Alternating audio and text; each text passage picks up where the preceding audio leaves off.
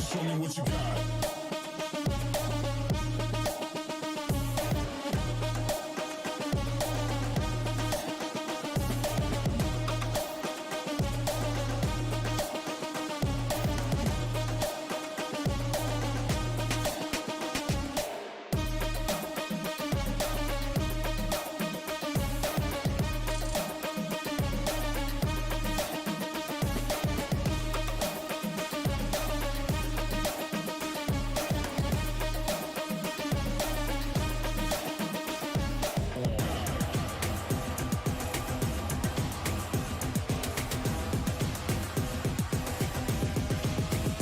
Show me what you got. Down, up, back, up, God, down, up, back, up, God, down, up, back, up, God, down, up, back, God, down, up, back, up, God, down, up, back, God, down, up, back, God. Ain't no reason to back down, so step it up. God, down, up, back, up, God, down, up, back, God, down.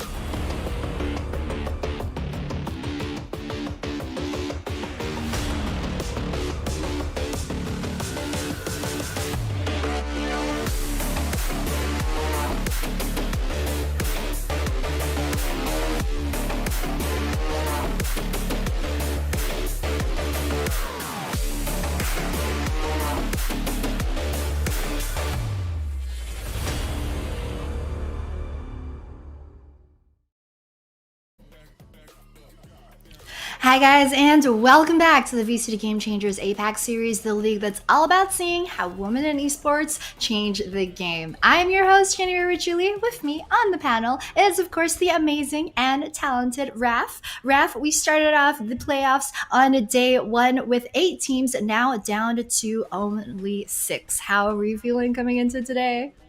I mean, if you put it that way, we lost 2 teams already, and as much as we wanted to see all of them compete, well, it is what it is. But again, guys, enough of the somber mood. We are still very excited to see what's to come for all the teams that have made it and are thriving. Me personally, I'm really excited to know what might happen between SMG and Full Sense. That's a pretty crazy matchup, as well as everything we have for the day. Yeah, I mean, that matchup later on in the day is going to be kind of, I think, the one that we'll see if that there is a team this time around that can really challenge SMG, right? Because if there's going to be a team that can threaten SMG for the crown for open number 2, it's going to be Full Sense Sapphire probably. But before we get into that, we do, of course, have 2 matchups that will be played at 5 p.m. in just a bit over here on our substream. Of course, it is going to be GE Phoenix facing off against RRQ Kaguya. RRQ Kaguya coming off of that 0-2 by Full Sense Sapphire. Played them twice this open and kind of got 2-0'd by them twice. So definitely kind of like that redemption storyline for RRQ Kaguya coming into today. And talk about RRQ Kaguya, you know, we like to, every time we bring up Kaguya, we also end up talking about OGX because it seems like they're from the same coin. You know, if OGX is the shield of game changers, I will say that RRQ is the sort of game changers. They are just absolutely tuned towards offense. We've seen so many great sets and plays from them in the previous opens, and with this roster that they have now, I can only imagine how much more I guess, inclined they are to that very explosive, very aggressive stance towards the game.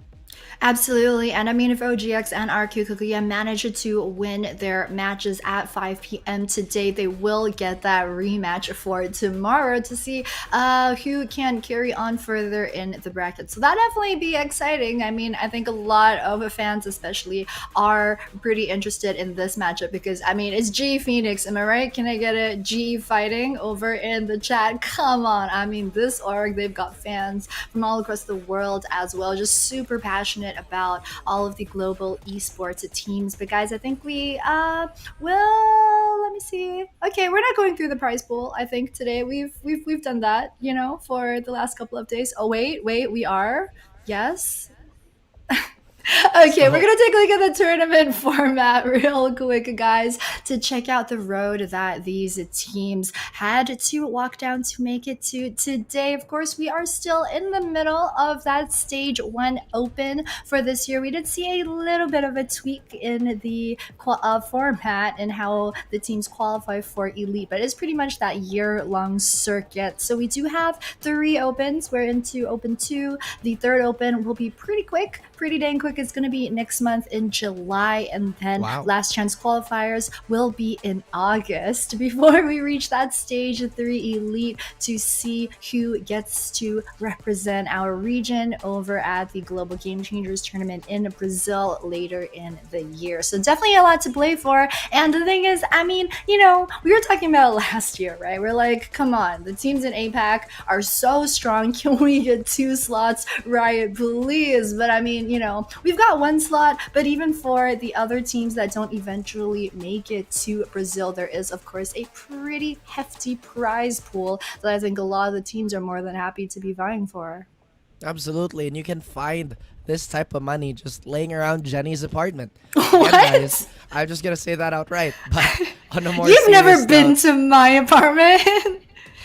I never have, but obviously, right, with everything we have in front of us, and I might just have to echo that thought that this is a huge chunk of change. And not just that, you know, it's a great platform for all of our players to really grow and improve. Absolutely. And again, show our stuff to the world. APAC is very, very strong, and once again, you did mention, why don't we have 2 slots? Maybe that might change, who knows, because if I remember correctly, last year going into, I think it was points, there was just a huge upset that I feel like I'm blocking from my memory actively. But again, with all of that, it's just, wow, Game Changers, we're still here. There's still 1 more open if ever some of these teams drop out. So again, guys, no worries. There's still 2 more chances technically with LCQ. But I feel like I've said and given you guys a thorough review of our format already. Yeah, I mean, just a lot of chances for the teams to just keep racking up those points throughout the circuit, throughout the year. But guys, that's going to be it for our opening. We're going to come back in just a few minutes for a closer look at today's teams.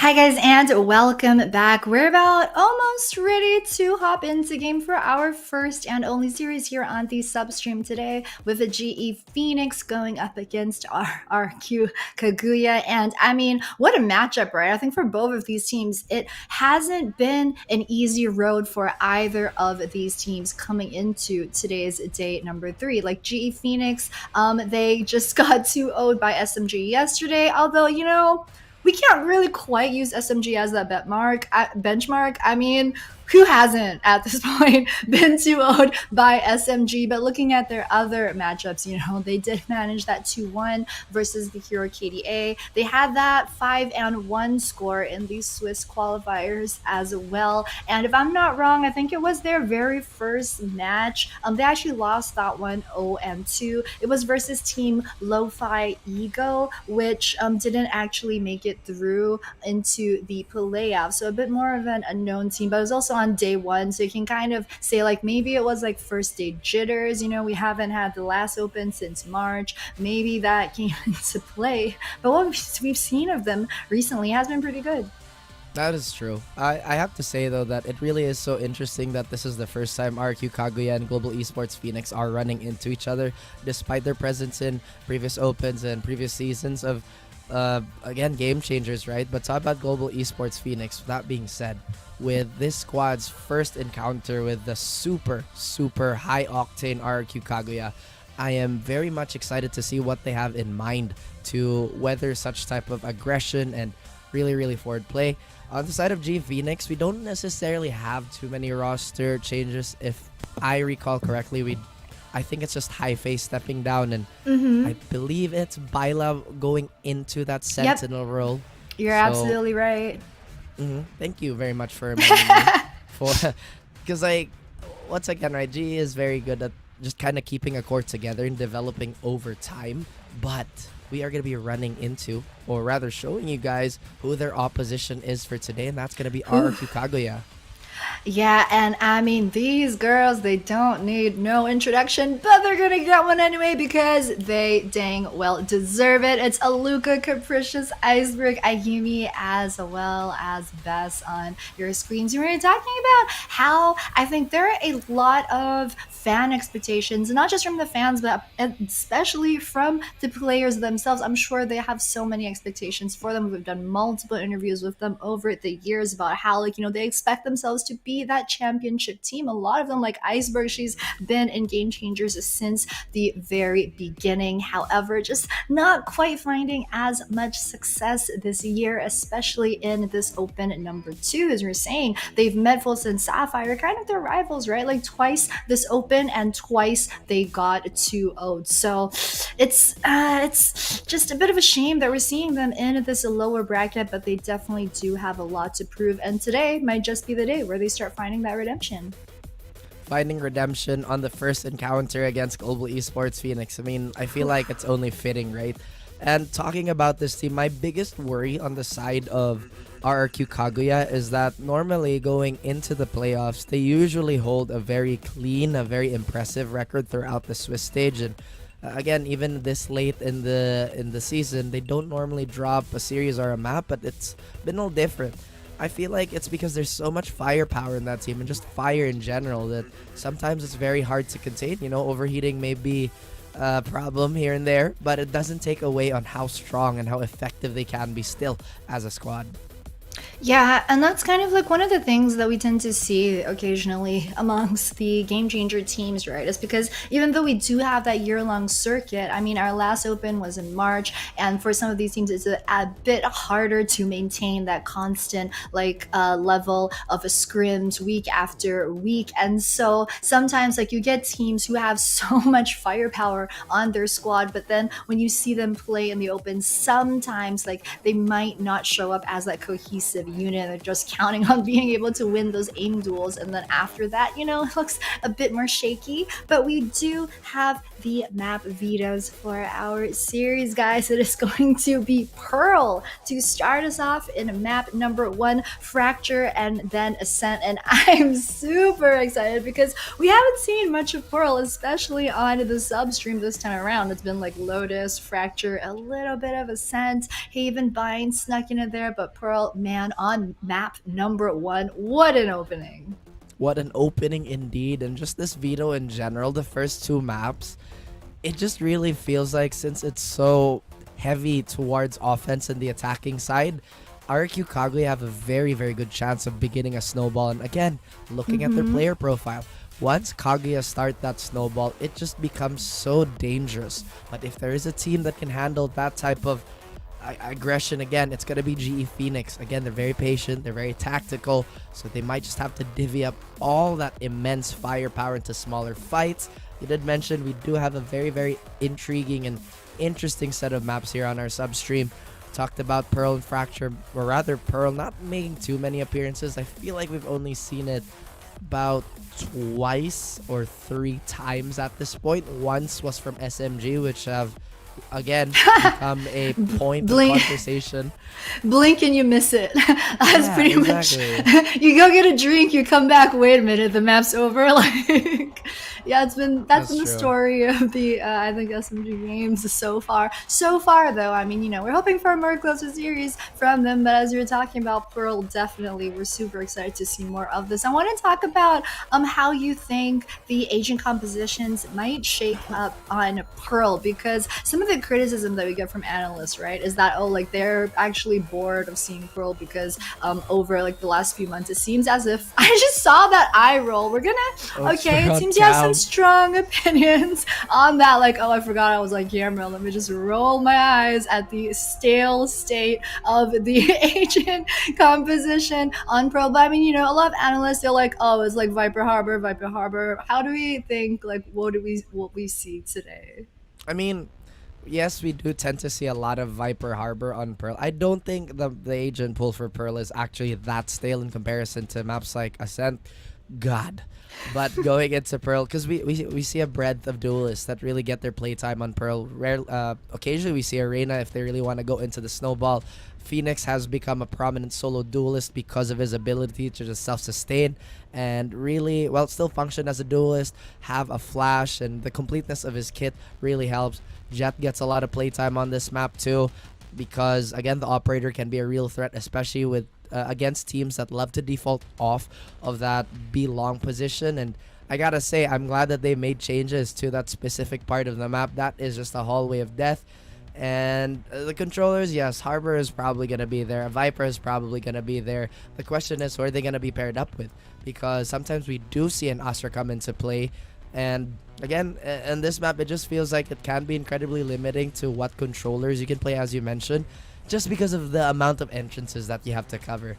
Again, B alone, you invest 2 smokes to completely cover up that long take. So it's like, oh, I guess we'll just have to wait again. And that makes Pearl really one of the slowest maps here. It's really safe to rotate as an attacker when you're trying to defend it, when you're trying to establish a lurk threat. You really have to go super deep as a defender to get a little bit of value, other than just kind of holding on towards mid, so on and so forth. So I understand why analysts are somewhat fed up of this map, honestly, because now that I'm thinking about it, it's like, what do they need to do with Pearl? I mean, I don't think it's a bad map. It could be better. I wish Icebox was back, but I mean, like Icebox?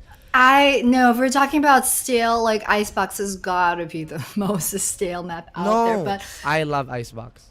Yeah. I just love that, you know, we're seeing that resurgence of a Phoenix, like, on a couple of maps, because, like, you know, last year it was like no one played Phoenix, and literally like only Jing, I think, on Paper X was still making those Phoenix picks happen every now and then. Of course, he's also playing it here and there this year too. But yeah, I like that he's being picked on Pearl. Like, his wall is useful on B. He's also useful, as you mentioned, like on the flank, self-sufficient over in mid. I think on Pearl it's a bit more viable. Do you think we're gonna see a little bit of your little buddy Gecko today? On Pearl, absolutely not. I feel like Pearl is a map where Gecko is okay, but I would much rather have maybe a Sky, maybe a Fade. Sova is not bad, but I feel like Gecko, because the thing about Pearl is that there's just so much open space in places where you have to commit utility to, and you kind of have to pick it up, and it's always just like a gamble. It's like, am I gonna get shot? Are they gonna swing out? And having a Gecko, you kind of have to death ball as a team, so it does take quite a bit of time. And Pearl already a slow map. I don't want it to get any slower. I'm just saying, oh man, Pearl, you're a wonderful map. You're great for opping. Honestly, I feel like Chamber is somewhat okay on this map, but everything else is just very smooth sailing, I guess, or cruise control would be another word for it, because there's just very little potential to burst towards Pearl, unless you're trying to hit A, but Yeah, I think that for like a Gecko on Pearl, whatever he does, I'd even prefer like a Fade. I think would do like whatever Gecko could do better on this map in particular. But talking a bit more about Pearl, right? Do we think that it favors either team's play style more in one way? I absolutely think it favors RRQ Kaguya way more, because just again the factors that we talked about, right? It's very attacker sided. There's a lot of safe rotation. And if there's one thing I remember about RQ Kaguya from the last season, or rather the last open, is that they're still very systematic on that initial hit. They really want to clean up their staging area if ever they want to go explode on towards the site. And again, they do have the tendency to overheat. They do have the tendency to just straight up take skirmishes. But for the most part, they do kind of keep that system in place still. And with Pearl, just the safety of their rotations, it just gives GE that much, I guess, importance to control mid, try not to get any snowballs going and whatnot, because well, all of that. Plus Capricious is on the squad. If you remember Capricious from the OGX days, she was really the firebrand of the team. Sometimes you would think that, oh man, they're really at a deficit for fragging, and suddenly Capricious just says, no, we're not, we're gonna catch up, we're gonna keep going. And once again, added firepower to a team that's already so fiery is going to be a big problem. Yeah, I think that Muffin Lube, Meow 16K, definitely going to be the players to watch out for the squad of GE Phoenix. Just historically in the past, whenever the squad has needed someone to step up, it was always going to be Muffin Loop as well as Meow 16K to make that initial contact to create that opening for the team. But guys, it does appear that we have a bit of technical difficulties, I think, loading into the game before we get into that agent select. So we're going to go for a really short break before we come back with the game. Don't go anywhere. Get some snacks. We'll see y'all in just a couple of minutes.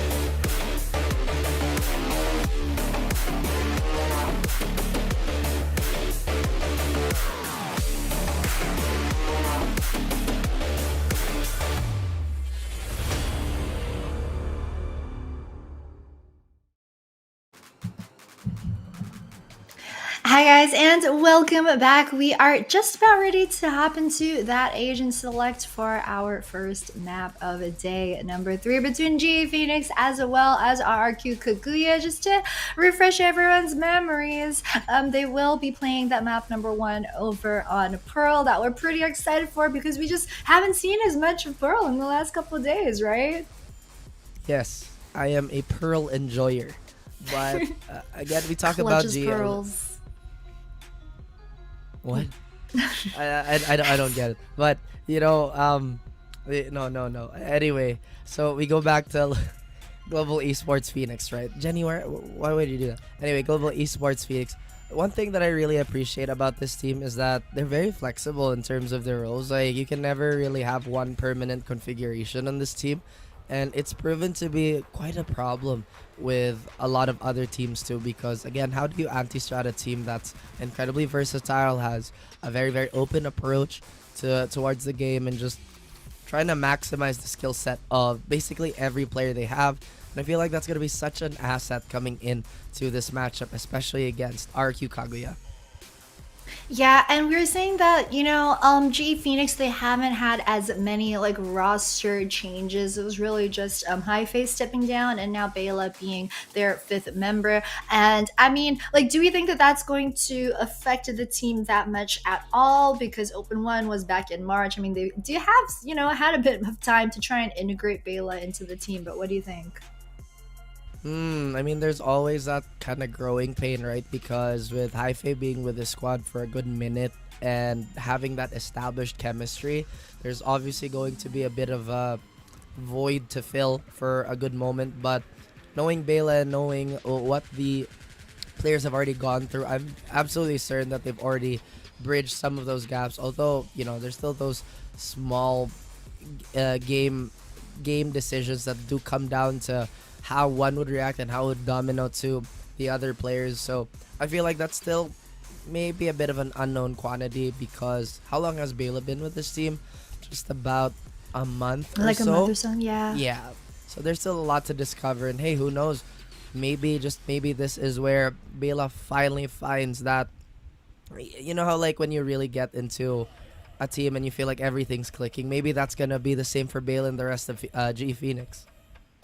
Yeah, I think that, in a way, I feel like both of these teams kind of have a bit of a similar problem that they've been going through for this year, right? Because I think for G Phoenix as well as RQ Kaguya, when you're looking at the cores of both these teams, you've got Muffin Loop, Meow 16K for G Phoenix, RQ Kaguya, I mean, Iceberg, Ayumi, Aluka, Nabsky, like these girls have known each other for absolutely forever. And when you're thinking about cohesion and thinking like being able to play on the same team, like they should have this together by now. Like it should have all clicked, and yet both these teams are like just struggling to find that last bit of success. So I think this will be an important series to see like just which of these teams can pull it together right where it counts, because this is elimination, this is a lower bracket. One of these teams is going to go home. But guys, we are ready finally for agent select this time around. It's going to be the fade for Capricious. I'm pretty excited about that. Double fade as well.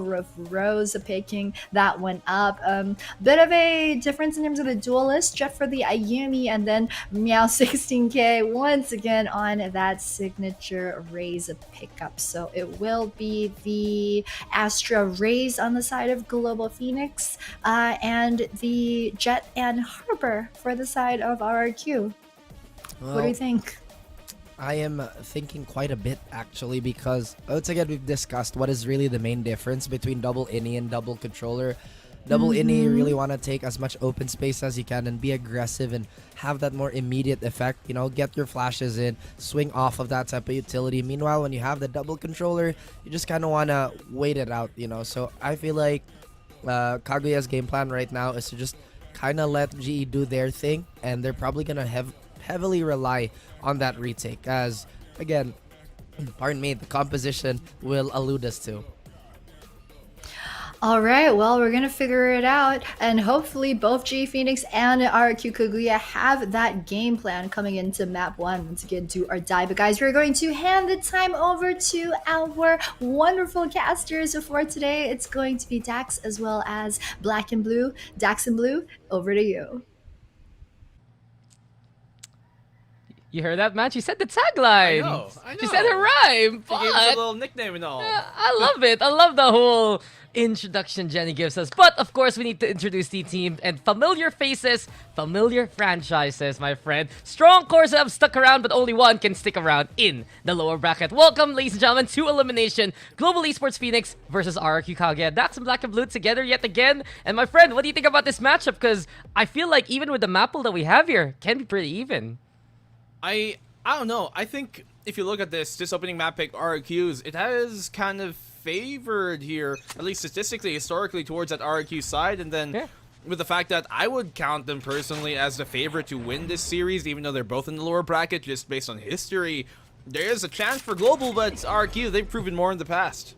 Yeah, I feel like RQ, yes, their experience and of course their pedigree says it all. But moving over to the next few maps, Fracture, where Global Esports has just been very confident in how they play, as well as Ascent, where we've seen RQ kind of slip on up. There are chances here for GE Phoenix to show their improvement, and one who's improved well has been Kiri. 2 already to get the takedown, holding inside the smoke, and this forces RQ to rethink their plan. They're trying to set up the double wall just to stay on live and get the post plant going. And this is what they kind of want to bank on. Our panel talked about it a while ago. They have the utility shuffle that should kind of work out as longevity continues on.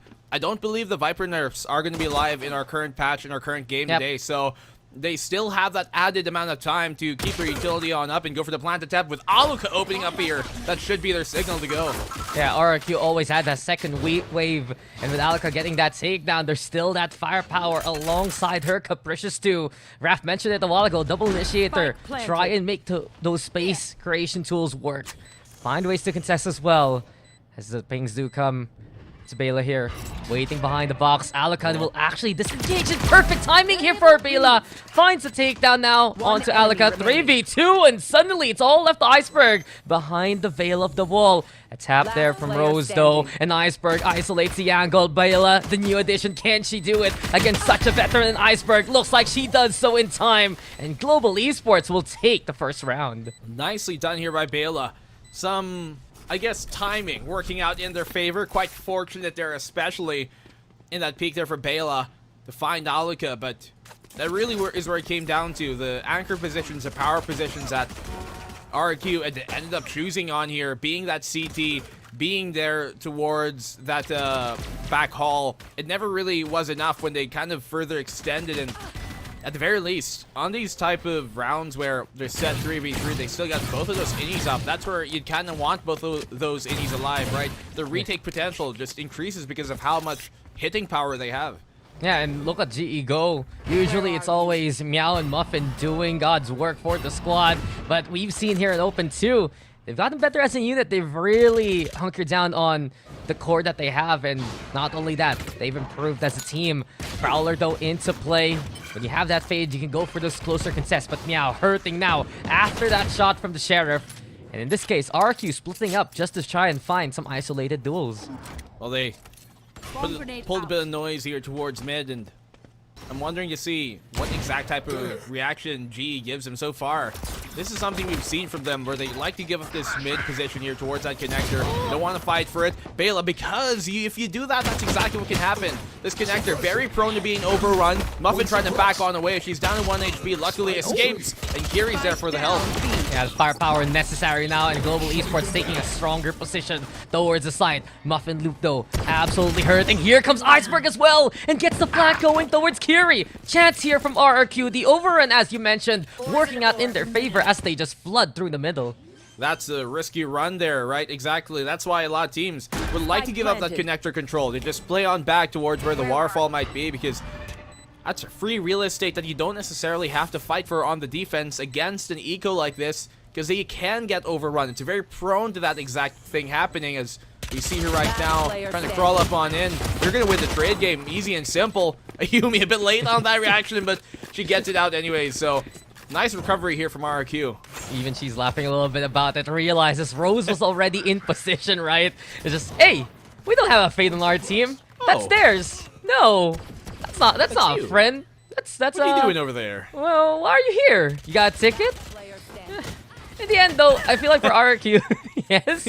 Yeah, just the replay. Continue. Yeah. I feel like for RRQ, I mean, that's one of their biggest strengths. Both of these teams are very execute heavy, but RRQ has a bit more of that aggression in them. And if Aloka isn't popping off, it will be a Yuumi. The space that they can make thanks to their Jet in the forefront, it's already essential for the side takes, but if she's still alive later on, she's one of the biggest guns RRQ has in store.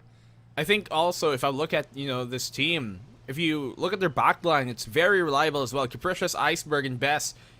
These three, especially last year, just had themselves such a season, such a run-through of the entire year that it'd be hard to put them past anything outside of the top 3 or top 5 when you consider like the best backline supporting crew of any team. And for RQ to have that, not just the superstars, but also the rock-solid, reliable players that they got, that's a big thing.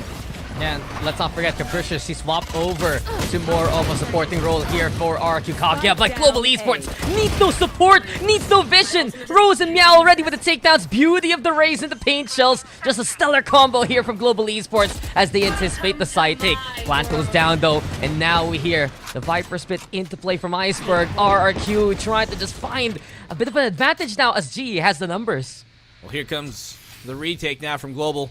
Man advantage, sure, they have more player count, but the weapons aren't exactly going to favor them. The longer they're in this, though, it's going to be more delicate. Meow, good on the one, but they know where she is right now, and in the Viper's Pit, there's no chance to try and take down Iceberg when she's the one holding things down. RRQ take the lead. Yeah, Iceberg getting that Viper Spit so early on.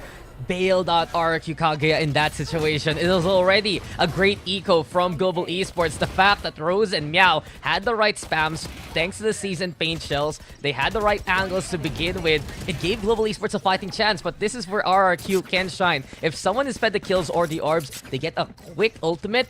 They're happy to utilize it just to win out these rounds. Well, we talked about some of the players here in RRQ, like Capricious, coming from that Zola roster. And she was such a stellar addition. Surprised everybody when they took down that Brand Victress squad and then played over on Orangutan for quite a bit.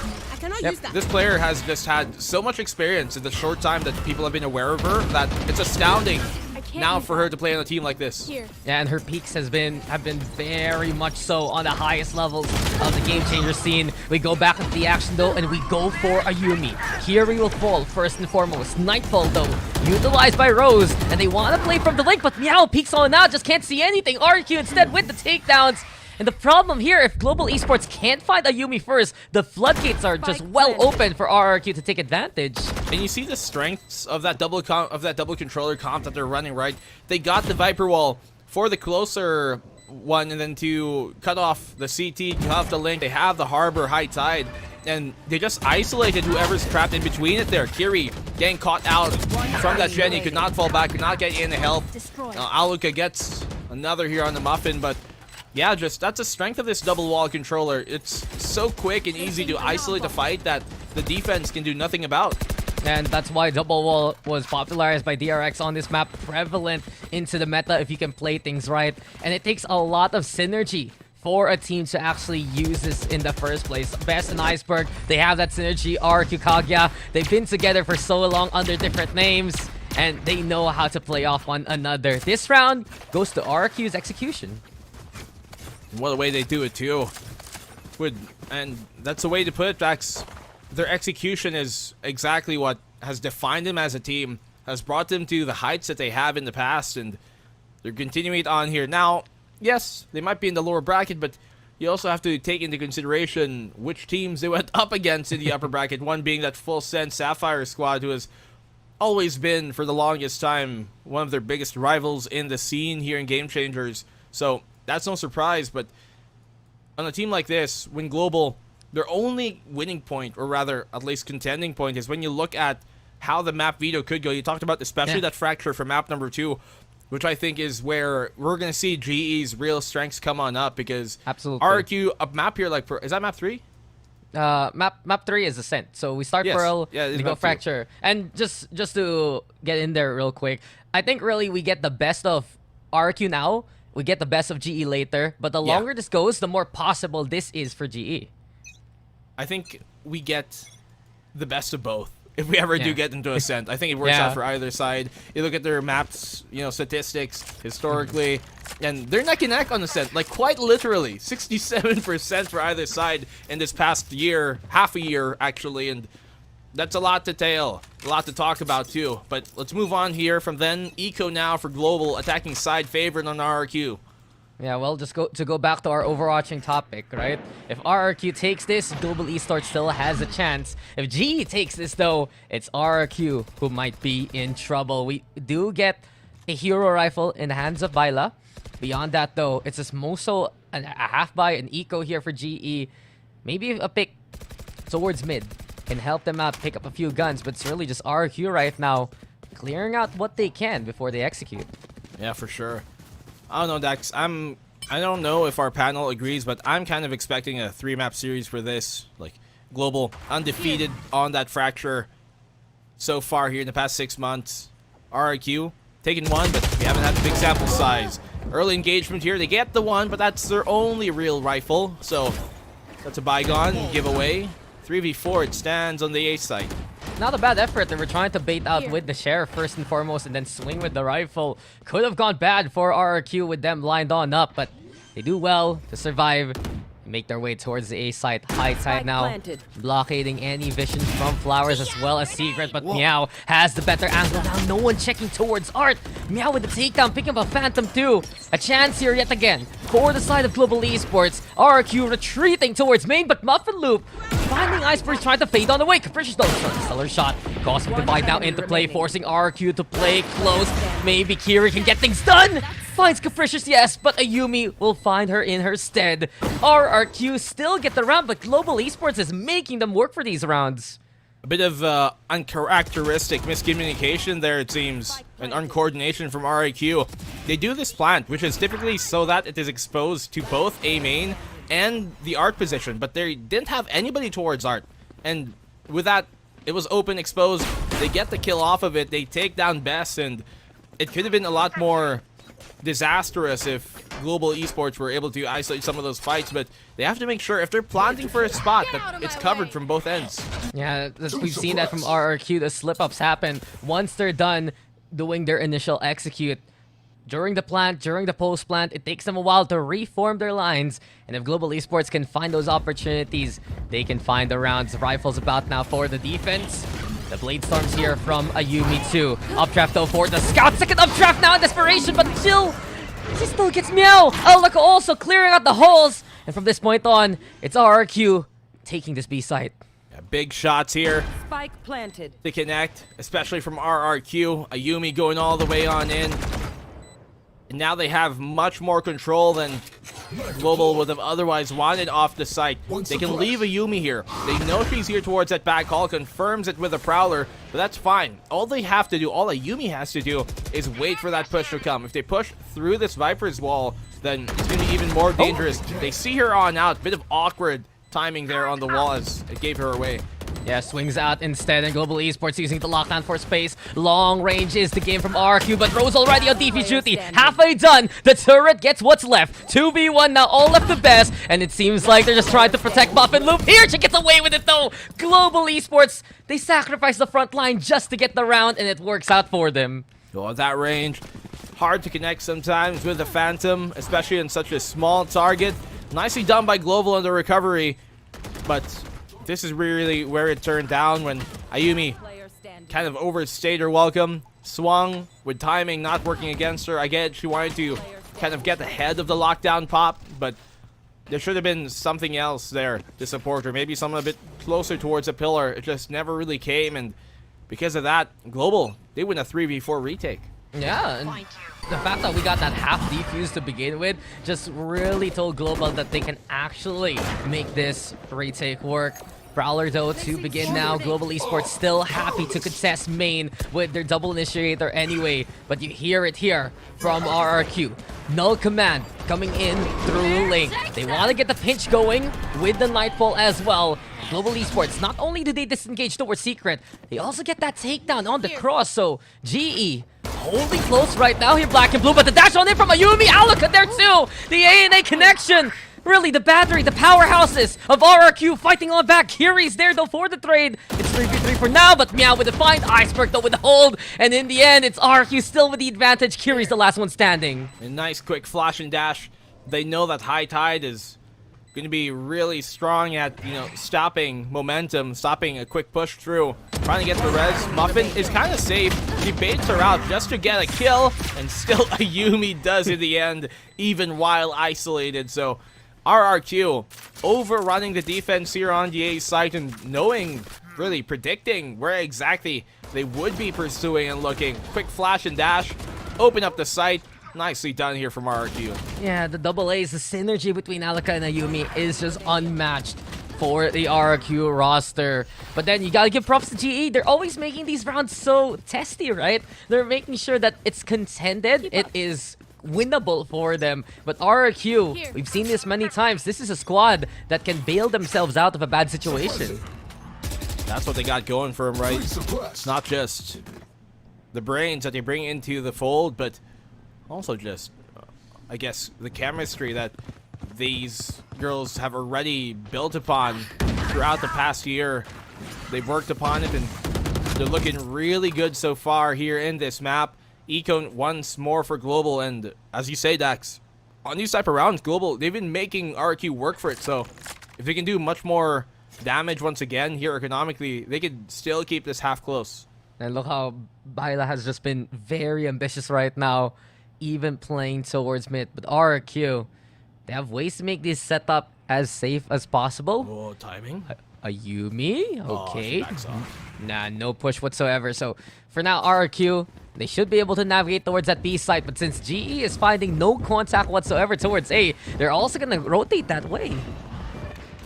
Well, they still have that flank coming on in. You can see Ayumi trying to be aware of that possibility.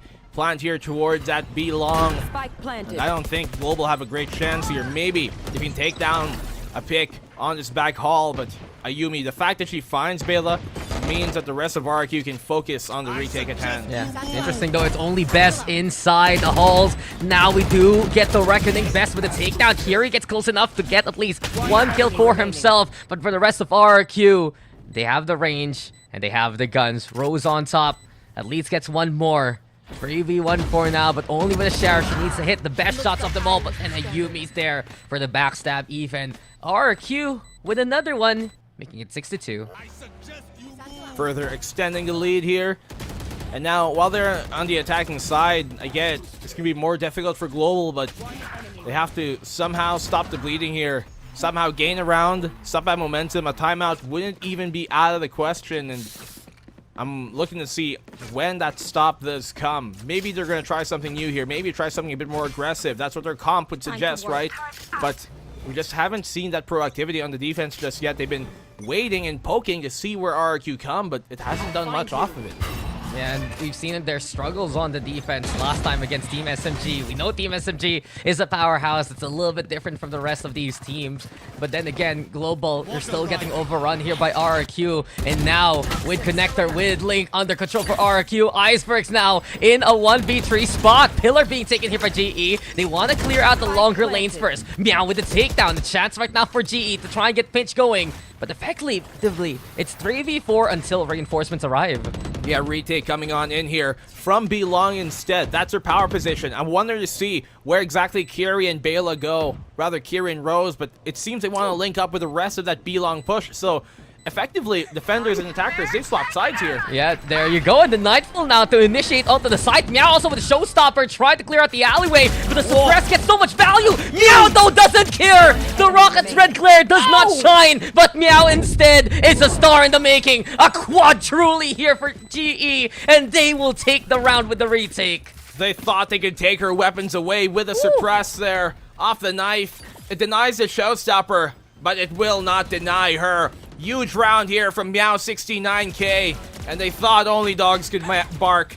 This girl could too as well. Look at these rounds. Look at this shot, especially that one there towards that heaven. Spraying on through, connecting, and when they flipped the sides, when they flipped the switch, Global knew exactly which gear to hit.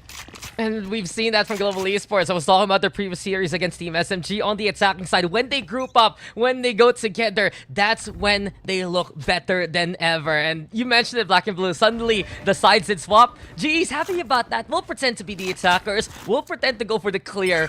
And Meow, of course, when she's on that raise, she is reliable to be that front line. So a round taken here by GE. Can they continue on with momentum? Or will RRQ stuff them out immediately into the contact towards main? It's RRQ with advantage. Early advantage once more. And this is where Global typically have struggled. We did see one 3v4 clutch go their way a while ago, though, rather retake. That was on the B site.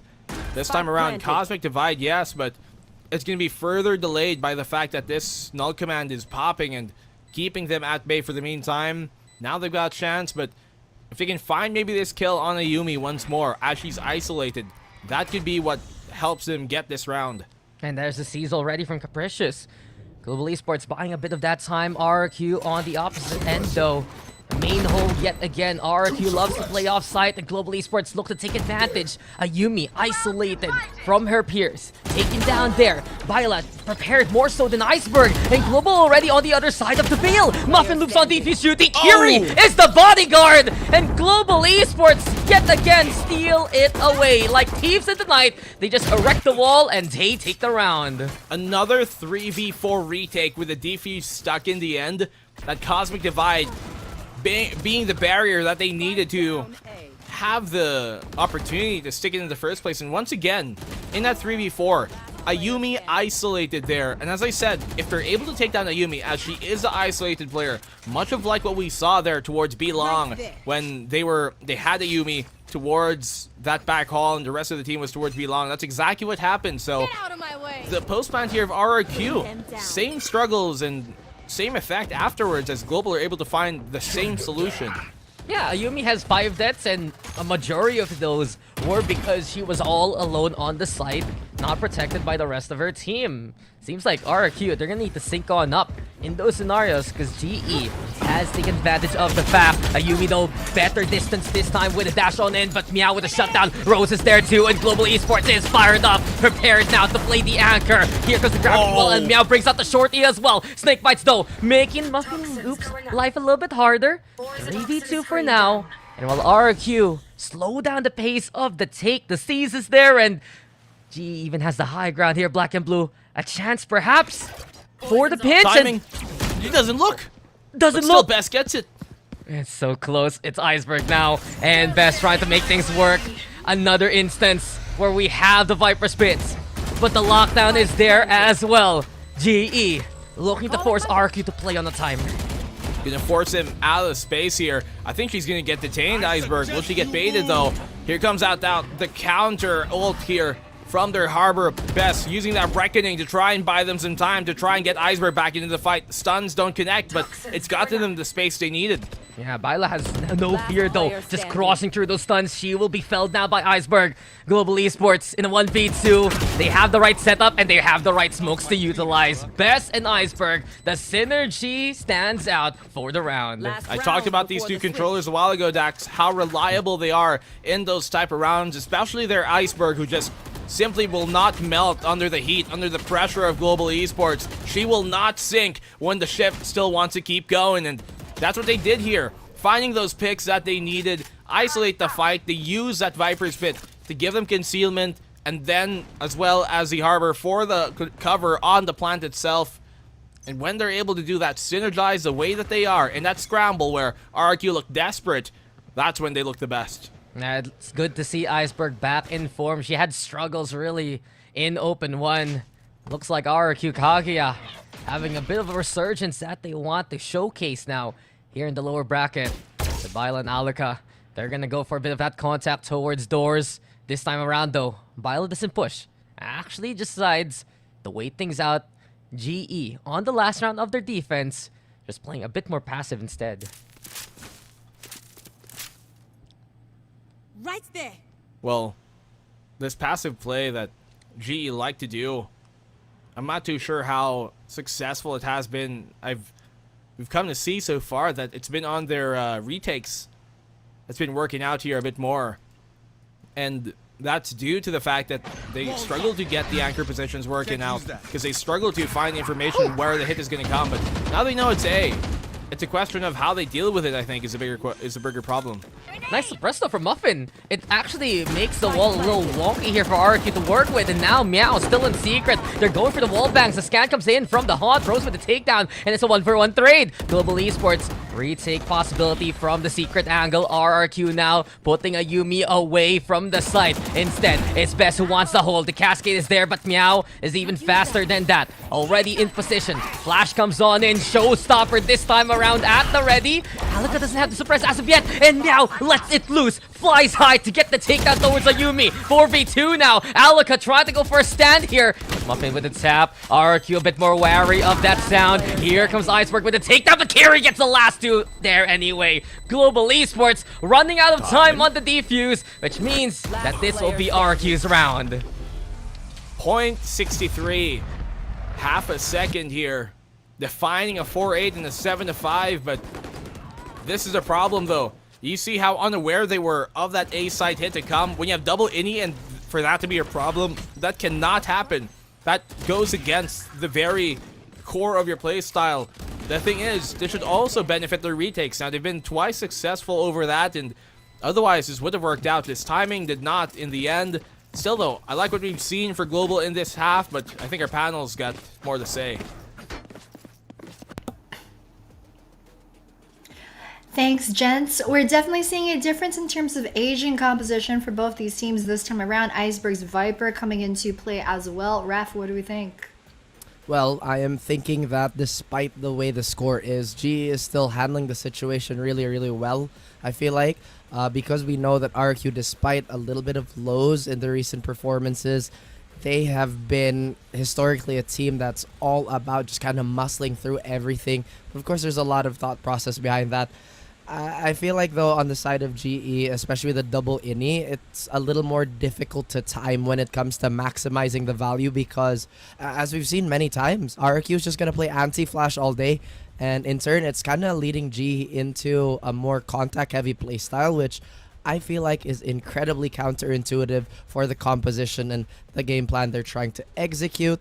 And I feel like both Daks and Blackenblue were right on the money when they said how solid that backline support is for RQ. We've seen them basically win rounds for the entire squad at this point.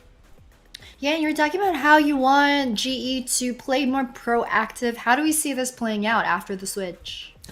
I feel like on that defensive end, they just had to push a little bit harder towards mid control and basically dismantle any offense that RQ was planning before they could properly set the stage or set the banquet for themselves, because once again, that's what double initiator is all about. You also have sub units. You can either flash or just be a little more aggressive with the prowler setup. But again, another great point that our casters brought up is that it seems that they were a little too reactive, especially with that type of composition. So I hope they fix that coming the attacker side.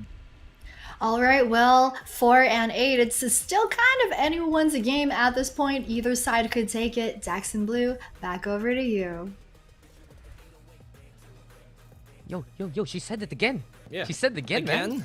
The nickname, the tagline. Oh, Thank you, Reirachu.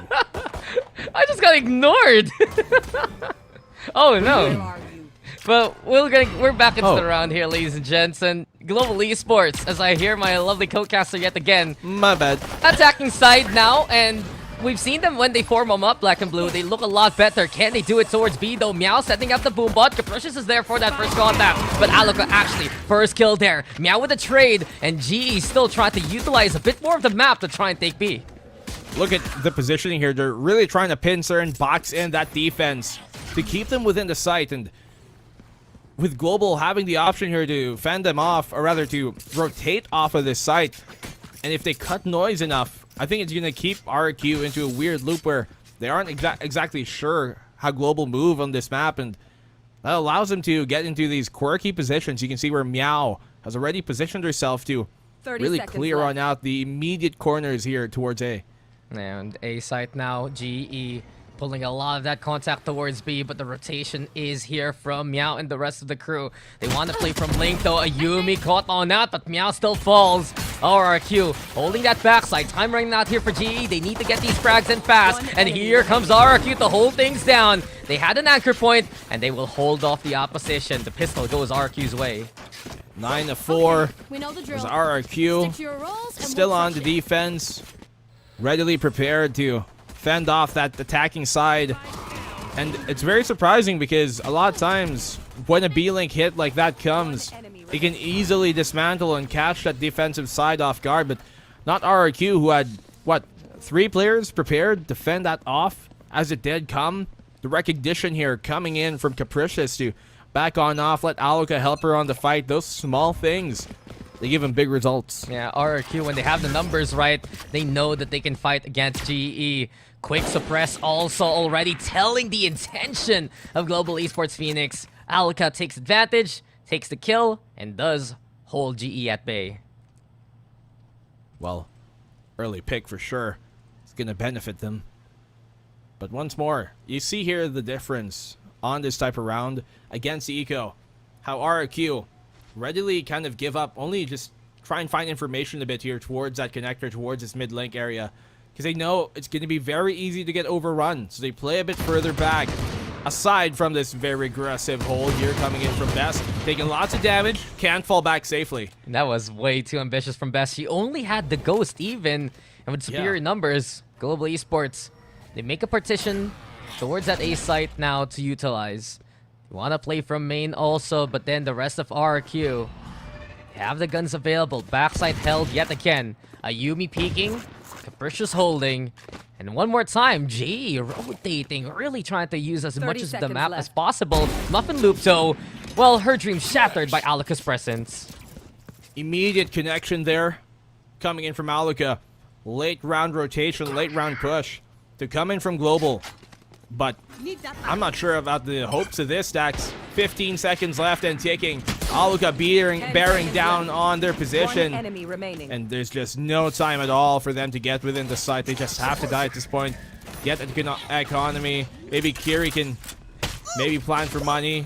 They'll take her down quick and easy. You know, they could have left her alive just for the heck of it. No, because I was thinking about it. Yeah, because of the plant, right? Kiri forced their hand there. In the end, though, RRQ, they had such a good handle with everyone who actually bought guns. And in this case, I think the biggest concern of GE's attack is I like the idea of them rotating. I like that they're trying to really psych out RRQ, but RRQ is a team that's more synchronized than ever. Their rotations are faster, they're always in position, and GE, they can't just make space. They need to find a few picks also just to force RRQ's hand in other ways. Well, if they can continue to do that, especially here on the attacking side where they'd want to close it out on that favorite side statistically, then perhaps RRQ, they're the ones to be forced into a different state, but we just haven't seen that conditioning just yet. Of course, it's only, what, 3 rounds now into the attacking side, so it's difficult to make, but with such a deficit, you have to try and start establishing things early, because the late game, that's where things are really going to come down to how you've played your earlier rounds into and what RRQ would expect of you.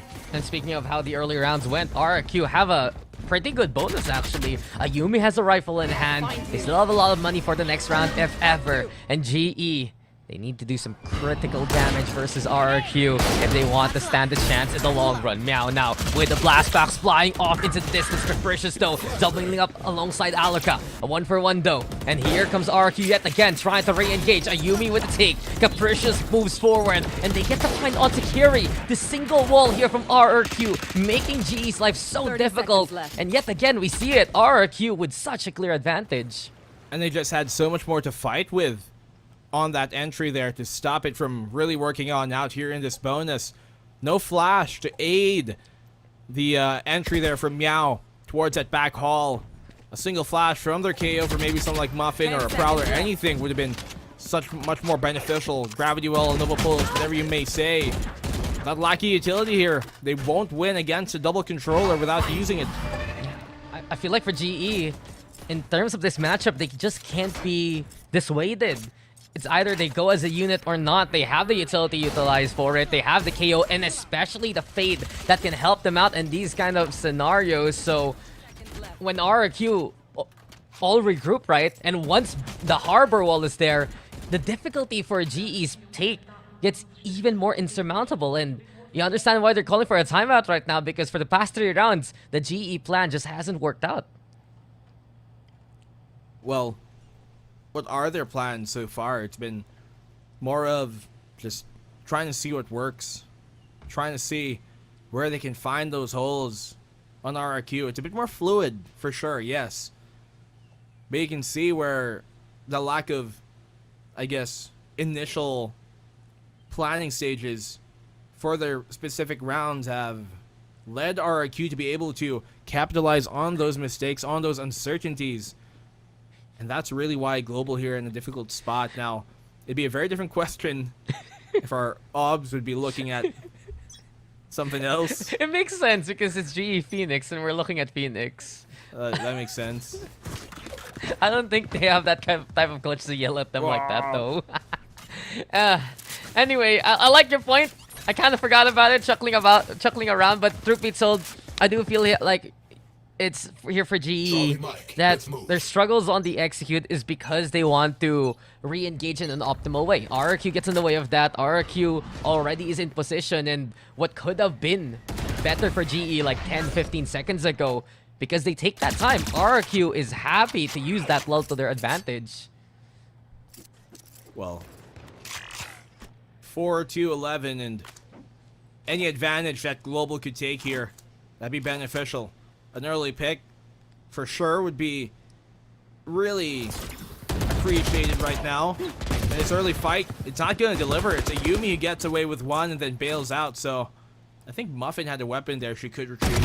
Yeah, here we go though. Bess also on the board, but to her surprise, Rose has a rifle. And GE, they will not take this round lying down. The fight is there for Violet too, but RRQ just holding mid well. Contest now towards the site. Rose with some stellar takedowns towards A, but the problem is the spike was in the hands of Kiri. Now it's in the clutches of RRQ. 1v3. Rose. No matter how tinted your glasses may be, this is a bad position to be in. 30 seconds left. 1v3, they now know where she is. Could have found the timing on Capricious, but off the jiggle. Lets a shot loose and gives her position away. RRQ. Match point at round 16. Yeah, convincing half so far here from RRQ Kaguya. Rotation sound. Willingness to contest also working out in these more anti-eco states. Yes, there were a few rifles. That's why GE did some stellar damage. But when you see RRQ, the synchronize is confident. They do look like the team that came from their past. The synergy from Aluka and Ayumi. The synergy from Iceberg as well as Bess. Capricious really bringing out the rear and just happy to still play the same kind of style we saw from Orangutan X. This RRQ looking well and able if they can finish off the job now. Well, RRQ, much of a cushion, to say the very least, of them here up above Global. But this is a map that we were expecting this from RRQ, right? This is where we were anticipating them to start strong.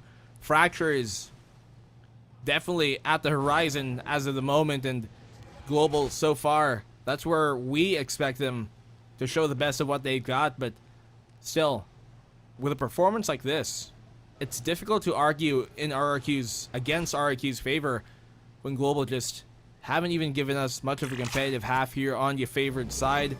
But let's see, maybe this round to be where they get some points back. Yeah, it's been convincing so far from RRQ in the second half. GE though was fighting well in the first. Can we see that fight now in this penultimate round? Capricious with the find. Meow falls first and foremost. And yet again, the anchor positions here from RRQ scaring off GE. Time though running out. Half a minute left. And they're just waiting now for this wall to drop. Muffin though with a frag. Here comes Iceberg with the trade too. And RRQ just using cover, peeking out from it and taking takedowns bit by bit, one by one. GE falls, and as RRQ stands tall as time is running out, this is looking to be their pick and looking to be their map. A last hurrah with the null command, but Iceberg will silence that in the end. Easy for Iceberg, easy for RRQ, and a 13-4 victory to boot. GE still fighting for sure. They got map number 2 to look forward to, but this one so far, it was RRQ all the way from start to finish. And maybe if that last round of the first half ended differently, things could have progressed differently as well here in the second. But the way that we just from the get-go saw RRQ a lot more precise on their attacking side with that double controller, then on the defense, proved too much for this global squad to deal in, at least on Pearl. Yeah, and it's not just that. It feels like there's a lot more surety about RRQ. When they go, they just commit on it. Whether or not things go wrong, whether or not they're contested, they still commit and they get the plant going. There's a lot more hesitation, unfortunately, here for GE. We've seen them play by the book, by their own book, and how they strategize amongst themselves. But you can sense sometimes the discomfort when they feel like, okay, things are a little awkward. RRQ, they have that superior utility to fend us off. We need to go for the rotate and try something else. But from that point on, RRQ just calls that bluff. They also go for the rotate, and we've seen so many times, if they're anchored, they just win on that defense. And we see that many times on over that, for the most part, RRQ, no matter what side they're on, just a lot more calculated and a lot more coordinated. But the most coordinated duo of all is our panel up next. So you guys, Raph and Jenny, how you guys doing? We're doing great. Oh, thanks, guys. RRQ pick up that RR, rolling to the win with that perfect second half to close out map number 1. Raph, what do we think? Well, again, that's just how you put it. You know, that second half was absolutely divine coming in from RQ, but I really feel like on a more, I guess, body language and behavior basis, RQ just seemed that much more confident in comparison to Global Esports. Now, I talk about this is because let's just talk about those initial kills. You know, the difference between these two teams.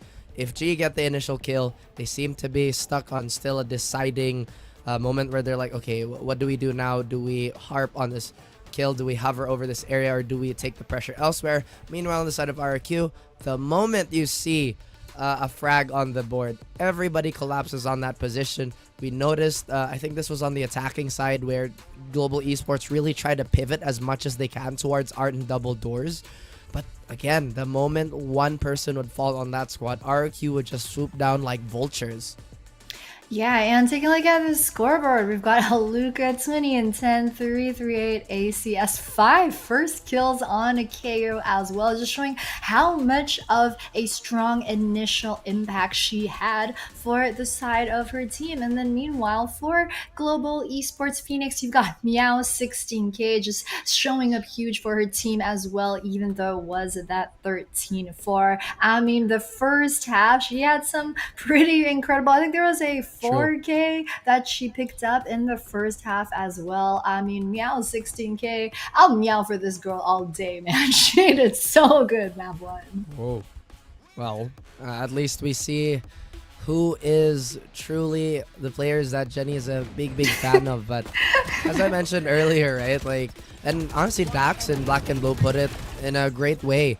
RQ, they just have the willingness to contest. It doesn't matter if it's on a retake or if it's on just, again, a straight pick, as I mentioned earlier.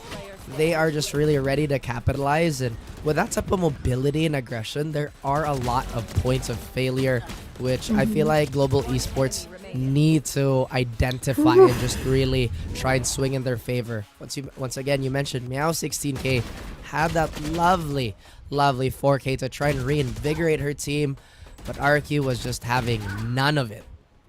Yeah, and I feel like for the scoreline, right, because it is a 13-4, if you're just looking at the basis scoreline, you might think, oh, it's just a classic shutout from the side of RRQ. But, I mean, that doesn't paint the full picture of the story for map number 1, right? Because we saw there's also that round where it was like just a milliseconds off of being able to stick that diffuse over in the first half. And a couple of these rounds just were pretty close. So 13-4, but I mean, G Phoenix definitely definitely could have picked up a couple more rounds here and there.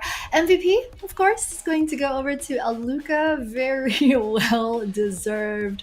3 KDA right there, over 200 damage per round, and yeah, just some pretty great stats all around. Absolutely, and I feel like RRQ is such a front-facing team that really complements each Oh, other's yeah. skill set. Aluka playing on that KO, being a heavy gun, and just allowing all her teammates to just really shine is the reason why she's the MVP. But with that being said, I feel like another thing that I didn't bring up earlier during the analysis was they didn't even run a Sentinel. Once again, RQ, it's all about that activity. GE, if they want to keep the second map competitive, they really have to try and, again, have a little bit more volume in these interactions. Because if they stay static, then I'm a little worried, to be honest with you. Yeah, and I love that you brought up that point as well, because just the heavy hitters from RRQ are absolutely showing up today, right? We're not just talking about Aluka. You've also got Ayumi, who just is so good at taking space early on and just creating the possibility for the rest of our team to follow up and take control of those rounds. But I mean, RRQ kind of needed this map one, right? Because especially as Blackenblue was saying, Fracture is Global's map pick. I think they are undefeated on Fracture. But guys, don't go anywhere, because we're going to come back for that map 2 Fracture in just a bit.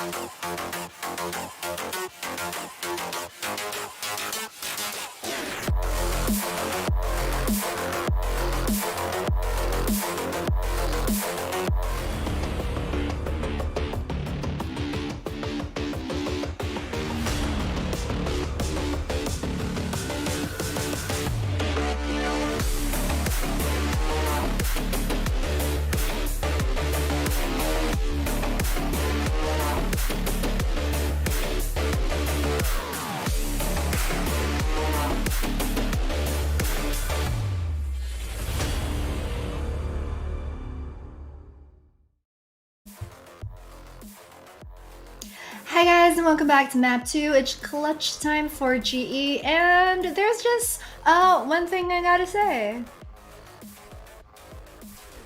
GE fighting. Yes. I can read. I was like I was looking at the LED first, like what is that? What does Jenny have? But Exactly. again, It's do or die time for GE, right? Lower bracket, we were saying that like RQ, they needed that map number 1 because right now going into map 2, Fracture is Global's map pick. So, you know, I know our casters were predicting that 2 and 1 just based off of the way the map picks to shake out. And yeah, how do we think? Do we think that GE will be able to mount a comeback off of the Fracture pick? if they play receded the way they have, then I'm just a little worried because Fracture really lends itself to the more active squad, as really on both sides, because there's a lot of points of contention and it really does kind of snowball into each other.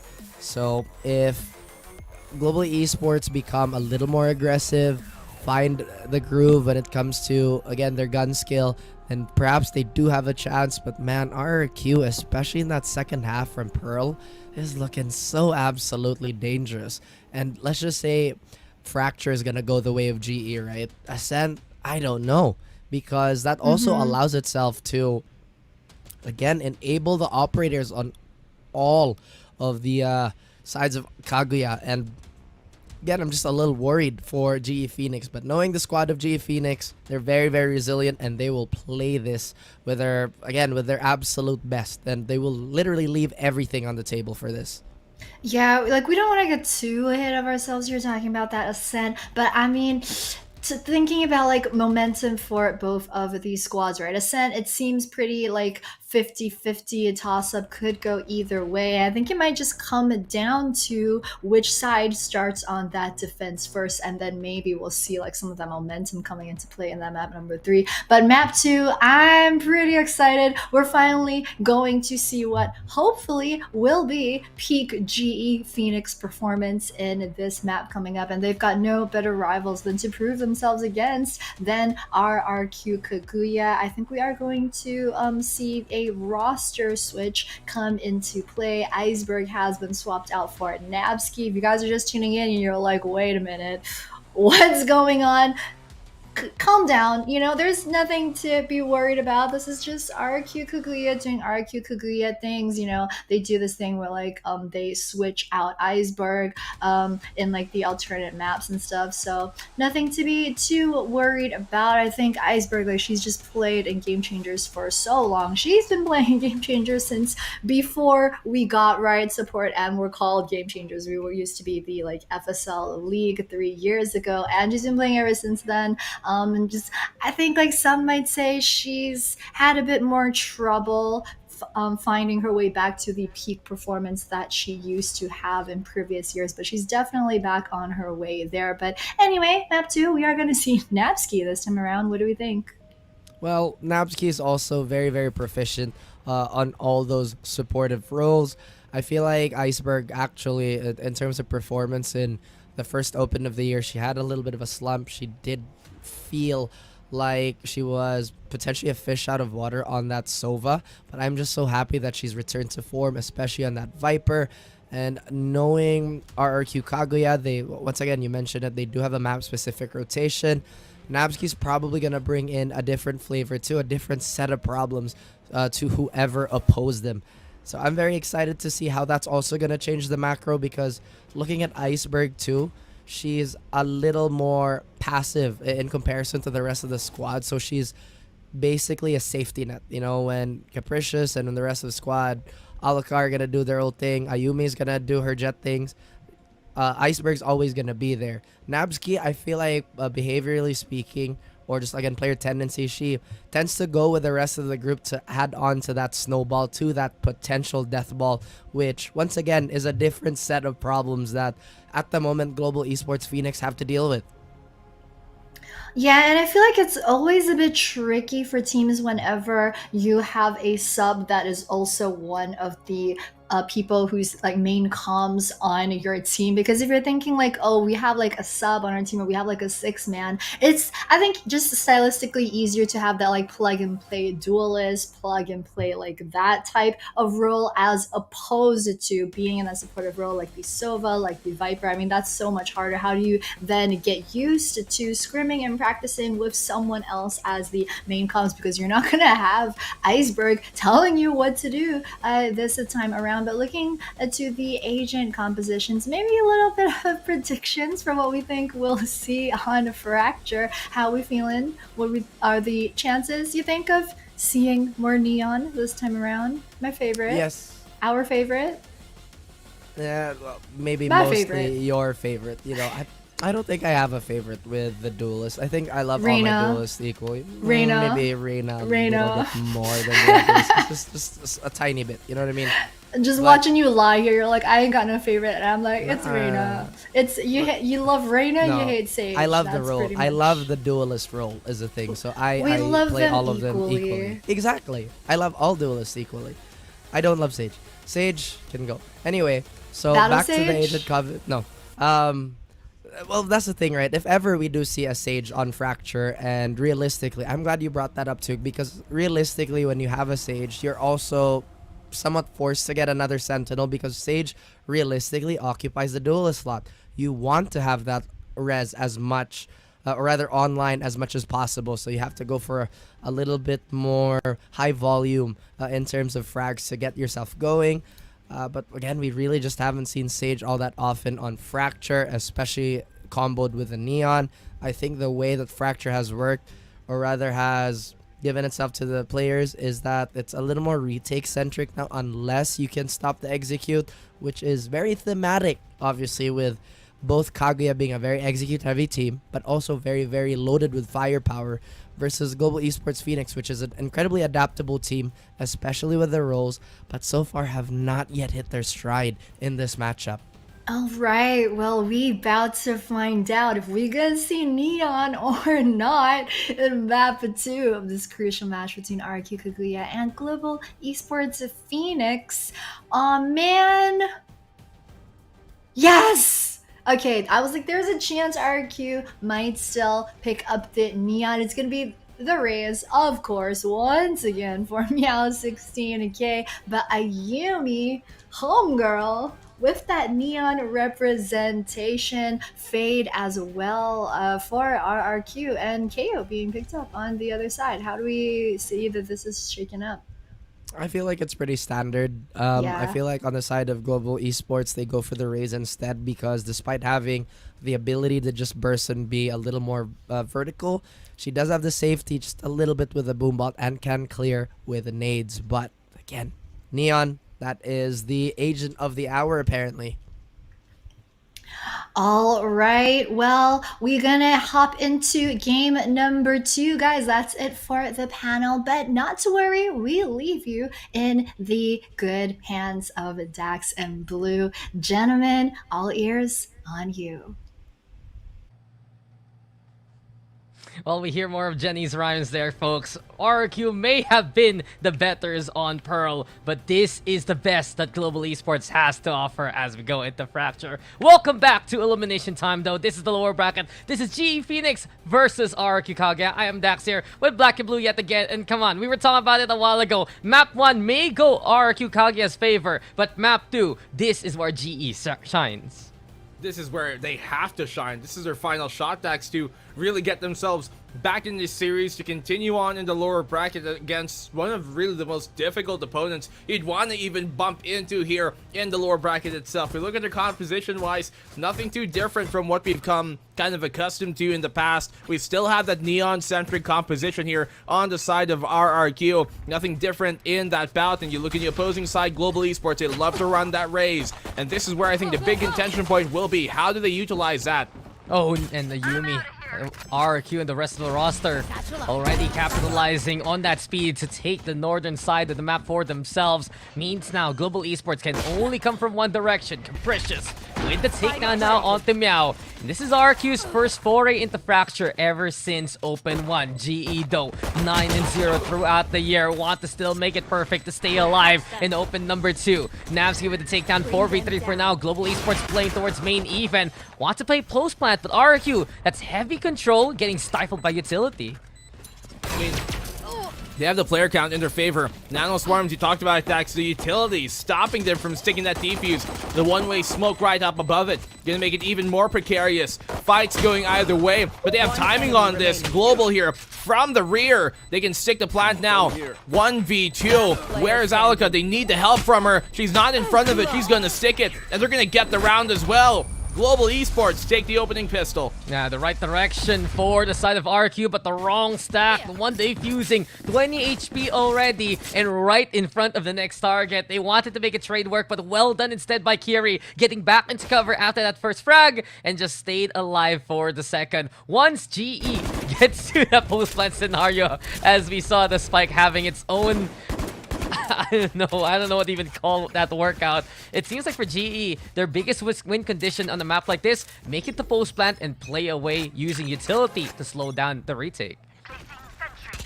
That seems to be the game plan so far here, Dax. How can they kind of force that space with the utility they've got? The breach here, plus their nades on the Raze is the one that I'm looking at to be, how do they combo that, right? How do they clear out the site with it? And seeing it how RQ were very proficient at winning a lot of their anchor positions on Pearl a while ago. Does that differ from now? Weapon's not the best. They do get the 1-for-1 here trade, but not for long as shut down from Global off that flank. Now RQ just zip, and then another one goes zip in. Blast back still. Global Esports on site. Nice shot from Capricious. Leads the plate towards tower, but Muffin Loop has a handle on this. A 3k for her. And keep an eye out on this KO moving forward. Blackenblue to make that one away from the null command. Yeah, really nicely done here. Early on already to build that up is going to definitely give them a further advantage here when they need it the most. For Global Esports, you have to come back with a very strong opening rounds. Very strong opening rounds here after that loss, which went all the way the other side, 13-4 on map number 1. So Global, maybe not the best bonus coming into this, but if they can isolate these fights, especially here towards the A site, rather the B site, then that's where they can maybe do some damage real good.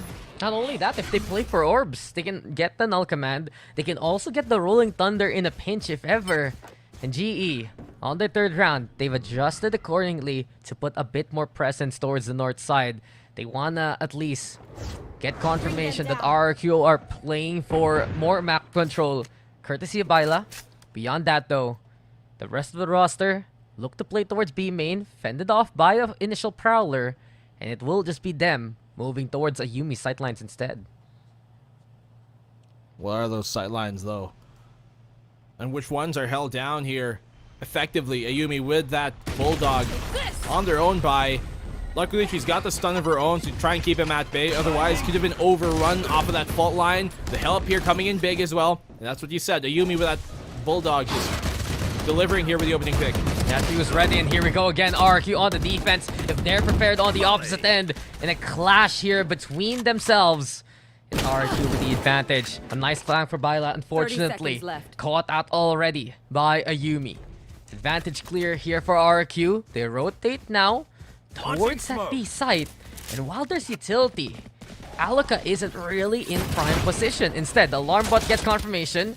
Nano Swarm is popped too, alongside the turret getting intel. Where does RRQ come from? From every single angle. Alaka, holding patiently, gets rid of the arcade flank. And the rest of RRQ finish off the job. Well done. Yeah, very clean. And that's the type of round you need to have here on the defensive side. Build up a bit of that economy early. Have a good defensive half to have even better chance to close it out in the second when it does come to it. So he's trying to find all the weapons, all the investments they otherwise would have dropped. That's some gold you do not want to lose expendably, but you see her the way that RRQ, once again, prepared to help each other out. That contact made here towards A main. Capricious at the ready.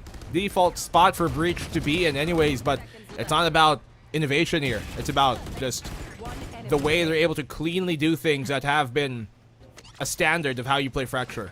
It's stable, right? RRQ stabilized towards the site. They're playing more anchor positions because it's what works against GE. And when they leave a site and GE just gets in there in the first place coming into the post plant, RRQ realizes that's where their struggles can start. A gamble though early on here, Blackenblue. GE get already. Big suppress, a big fault line too. A Yumi just swinging a little too wide out in the open. Not only that, Muffin Loop finding best as well. And Global Esports with utility and authority to take that away from RQ. Completely overrunning them, Daks here. That's what you said, right? If they can just get themselves rolling, if they build a full head of steam, then RQ, they could struggle to sometimes get themselves in. Napski's the only one to have any sort of response to Global's attack.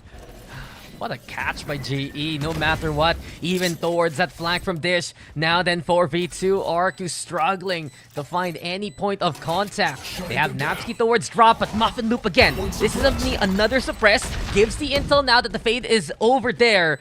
Drops down though, converging with the final member of RQ, Capricious and Napski. A duo now to try and play the retake, but GE has the crossfire. Prowler gets confirmation. There's players by Halls, back to back here now for RQ. Capricious the last one standing. And from this point on, a 1v3 leads to save. GE fighting and GE winning here. Well, GE for sure. Keeping this one round. And the way as well that they're able to play off of the strengths of what they've got, right? Aggressive pusher towards the drop. Fault line flashes one after the other. There's no way in hell for Yumi to come out of it, and that was a risky run. Once she was suppressed, that should have been the signal for her to start to back off away, because they're gonna for sure know you're there, and they're gonna address utility for it, and that's exactly what happens. And we've seen that in GE versus SMG. SMG kept running into Global Esports, and Global Esports, when they had the members ready, when they hit that utility, they take that as a sign to check it out and play it safe. Timeout right now for RRQ Kaguya, because I feel like for this point on, they realize aggressive antics don't work against GE Phoenix. It's really them hunkering down and playing a bit more reserved on the defense that has seemed to be the way of the game so far.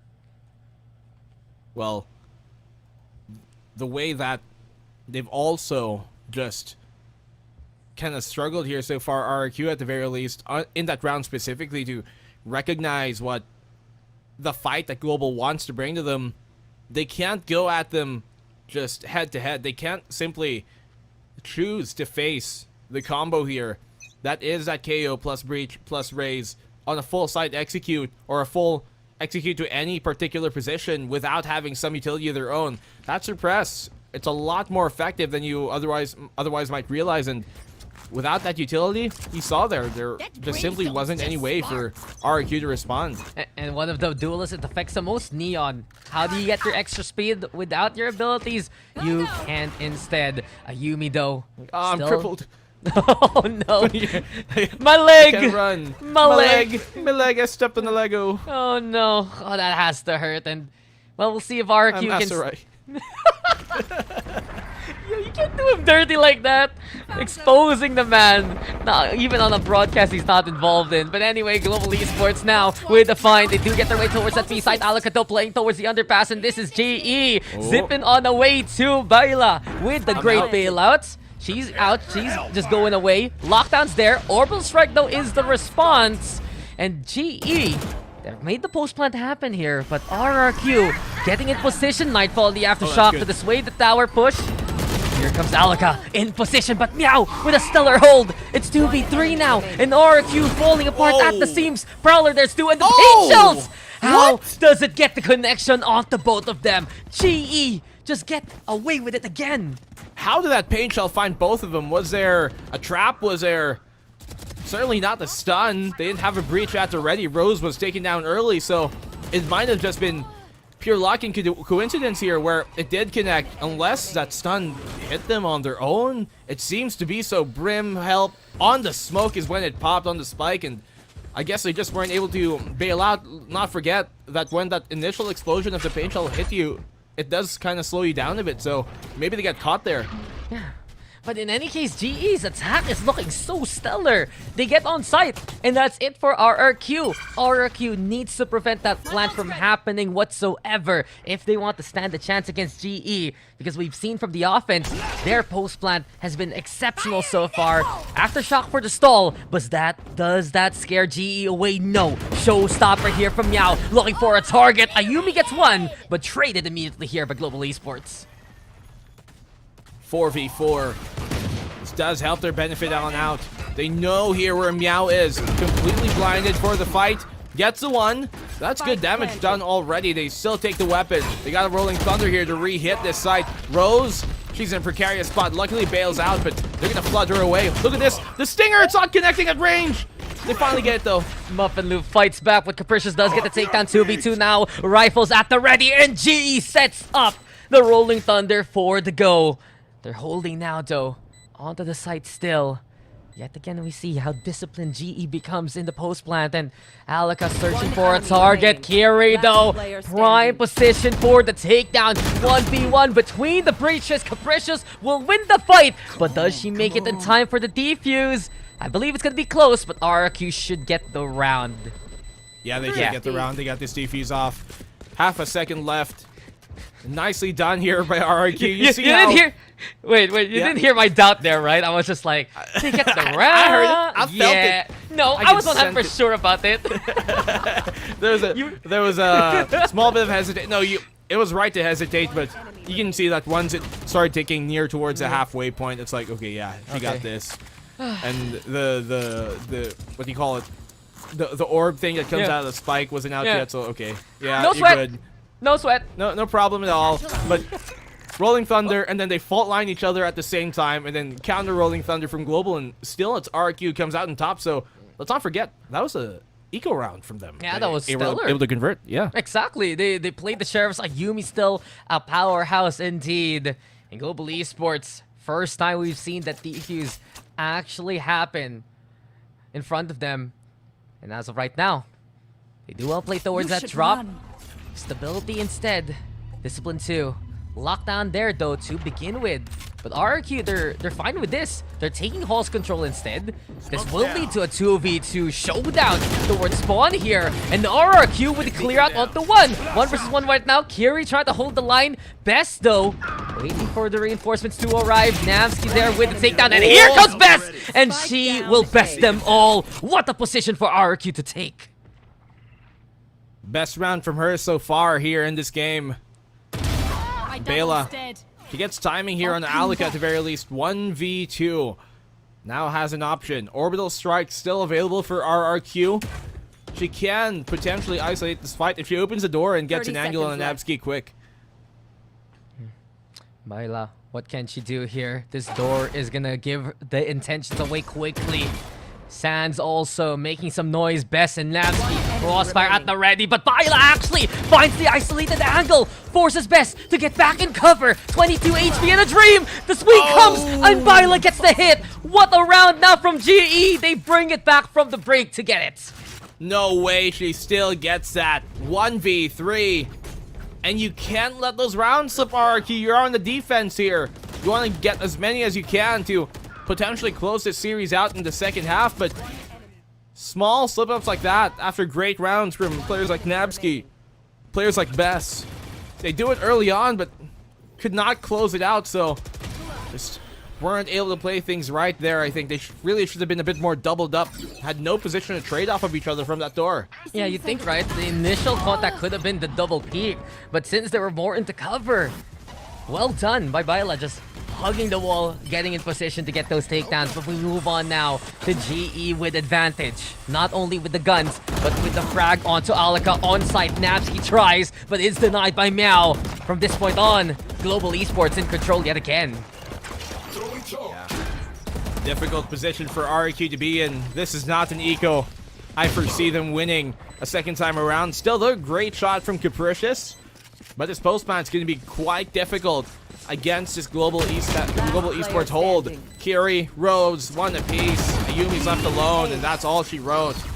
Global take the equalized half. Yeah, nice try there from RRQ. They get halfway, but GE just has such a good, I'd say, sync up on the timer when they get that B site. They know exactly when they need to use the aftershock. They know how to play towards main and still defend themselves. And RRQ's plan to push with the fast lane could have worked out perhaps if they had better guns. But GE's just still at the ready for what comes their way. This is what we've been talking about, though. The best that GE Phoenix has to offer is on Fracture, and we see it clearly with the 6-2 standing. Oh, for sure. You can see the line being drawn here in stark comparison to what we saw a while ago on that Pearl. Global just a lot more on point, a lot more on fire, and that's the reason why out of the last 9 maps that they've played on Fracture, they've lost nil, not a single one. Even when it went to overtime, able to close it out against teams like Orangutan X, the Hero KDA. Huge results in the past, and they're looking to deliver so far here versus RRQ. It kind of makes me wonder, like, if you look at the map ban and pick choices that we got from them a while ago, I think the opening ban here coming from RRQ was that Haven map, which, to be fair, you look at their Haven, it's also been pretty shaky, so I think they focus a bit more on themselves and the bigger picture. And in the end, we got the best of RRQ on the first map. We're getting the best of GE right now on the second. And if Global Esports can get this done, it's a... What was up with the dragon? Hello? It got in the way of the reticle and wanted to eat something. Tweaking out there, the dragon. Yeah, anyway, once we get into Ascent, right? If we get into Ascent, it can be as equal as can be, but RRQ is still with a chance to try and equalize the half here. 2-6 scoreline. If they make this run here, they can make it 6-6 if ever. But GE's push towards Arcade. It's all about minuscule timings. Best though in position first and foremost. Gets the takedown after the smokes. And GE will back off for now as RRQ are in firm position towards the tower especially. Opening shots here, RRQ. Good defense so far of the site. Cutting off that push from Global initially. And stopping the Arcade side from playing any real games. For the most part, practically flawless. They only lose Best on that initial fight, but that was about it. RRQ, they finally stopped the bleeding here, and rat position here by Best. One and done is absolute value there. Yeah, they pulled back towards Arcade here for GE, but they pushed from main instead. Despite that, though, RRQ, they were committed there, right? I think, if I remember correctly, that was all 5 of them on the site? Yep. Yeah. Oh, four, and then one was like off site. Yeah, CT? 4, and just like for the rotate, right? And in any case, though, now that RRQ puts the majority of their numbers on the site, it's a big tell towards GE. We're gonna contest you as soon as possible. If you end up in a retake scenario, as much as possible, it will be with full numbers. And given that information now, GE Phoenix call for the timeout to reassess the situation. I think too that because RRQ were kind of shut down on some of their aggressive positioning a while ago on that defensive side, like when we saw, for example, Ayumi push out there towards the dish, she got suppressed, stunned, all that utility dropped on her. They're now kind of dissuaded from trying to do that once more, and I don't think the idea was necessarily the problem of them getting active and aggressive on the defense, more so the execution of it. And I'd like for RRQ to still regain that confidence to try their luck once more and shake up the pace and their pacing here on the defense. Yeah, well, I'm on the other camp, honestly. This looks better from RRQ, knowing how disciplined GE can be if grouped up, especially.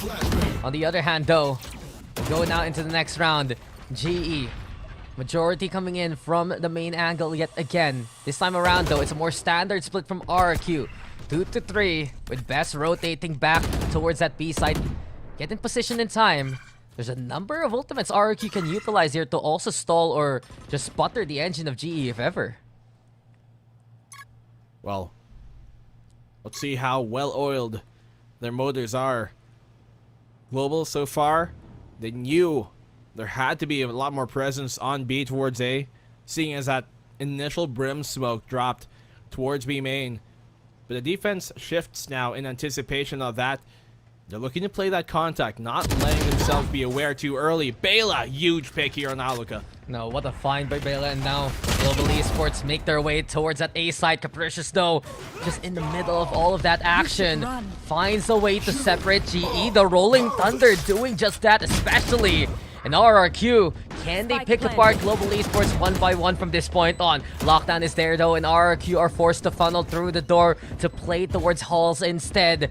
Numbers advantage, though, here for RRQ. The peak comes from up and loop. They break the knife in time, but the fragment is there to stall the push.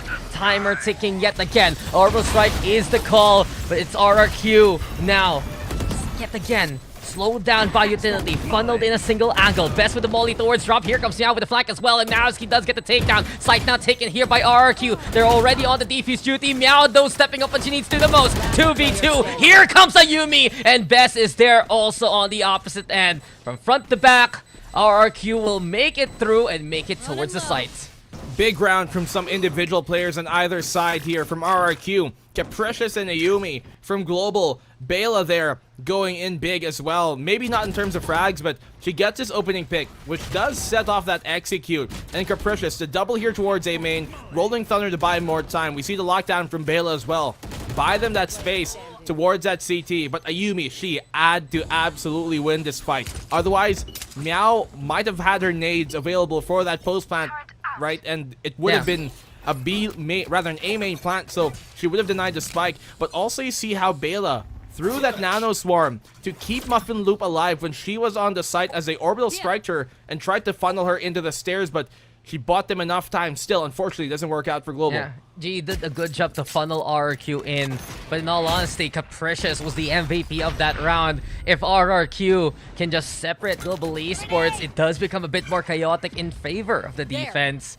And as it stands, it's only Sheriffs here for Global Esports. Arcade looking to be the point of power here for GE. A split approach to make it towards B. They're thinking that the flank's coming in from RRQ, but we've seen it now from RRQ. Adjustment versus GE Phoenix. Hold back and just play the sights. Well, at least RRQ here have started to find their footing against an eco. Cannot let these type of rounds slip. I'm not looking for it as well. If you're Global, though, you see what they've got here to fight with. Showstopper, Orbital Strike, and that the Rolling Thunder are very big combos that if RRQ commit towards the side hold here, like where you see Aluka, it can be very deadly. Yeah, time's running out though, and Global Esports trying to win the round with an initial Orbital Strike. Aluka, though, tagged, but still holds down the ground. Looks for the spray. Gets some crucial damage versus Muffin Loop, and this stops GE's push from main. On the opposite end, though, tower now being taken, but Navsky will just steal their lives away. Here comes Ayumi, and here comes Capricious too. RRQ only lose one to only have a one-round gap between them and GE. Yeah, it was a good job of mitigating the amount of economy damage here in the eco that GE otherwise wouldn't have been able to. The orbital that tower just to be able to try and take the control of it, but the position like Aluka, she might not have been able to get a kill, but the fact that she still stayed alive with all that pressure, the aftershock coming in a bit late, no paint shells on the follow-up, those type of things for RQ to also be fortunate of not having to deal with that. The mitigation of the amount of damage Global do under ecos, that's great. Yeah, RQ has recovered back into form, and now we hear it. Overdrive is the call. Ayumi now picking up the pace. You ask for it, Blackenblue. You get it here from RRQ. Confidence abound, and the Nightfall is there too. Ayumi tases down 3 before she is just discharged there. RRQ, though, has done the damage that they've needed to do so far. They have the spike in their clutches, and it's up to Bela to bail out GE from this predicament. Very small chance now for Bela, but we've seen her in another 1v3 Daks, and she was able to pull it off a while ago.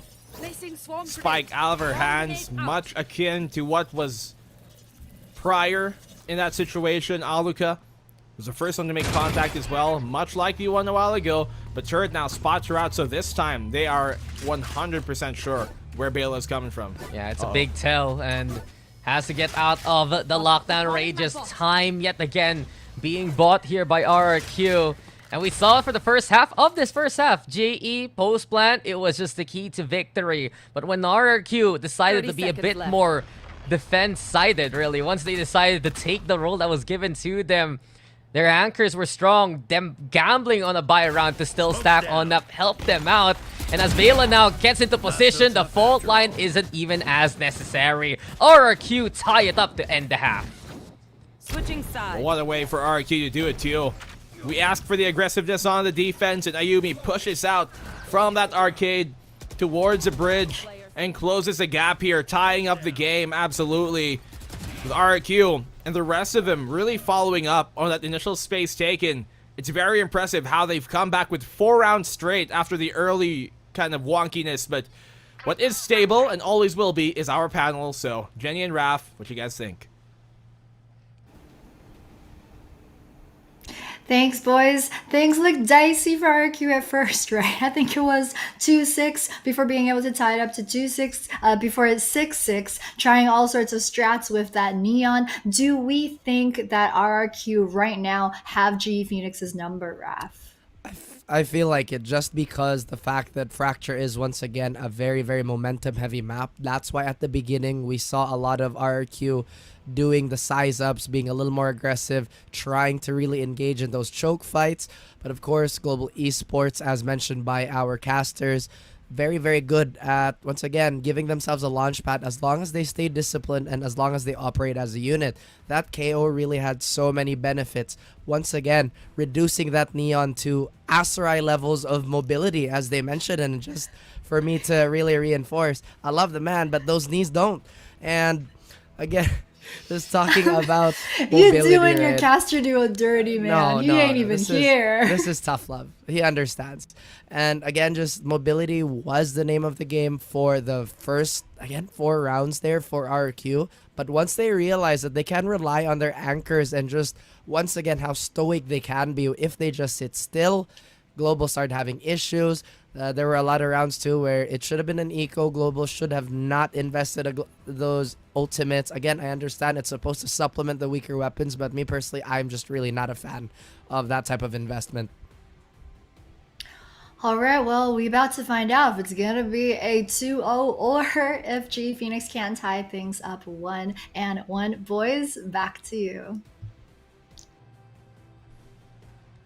Thank you, Rafachu. That's a good one over there. But besides Raf doing his other partner dirt knee, we are seeing RRQ and GE go head to head, my friend. 6-6 standing right now. It's RRQ though on the offense this time around, and it's gonna be a big test to Global Esports' defenses. We've seen how strong GE can go to the post plant. We've seen how stable they can be, but can they stand up versus RRQ, who now have picked up the pace from the last round? Oh yeah, of course, and now they're in the attacking side, which is the side you'd want to close things out here on a map like Fracture. So for a map like this, let's see how they do. Ayumi dashing on in, but they keep her at bay. Fault line connects, and now they stop him in their tracks. How do they re-hit?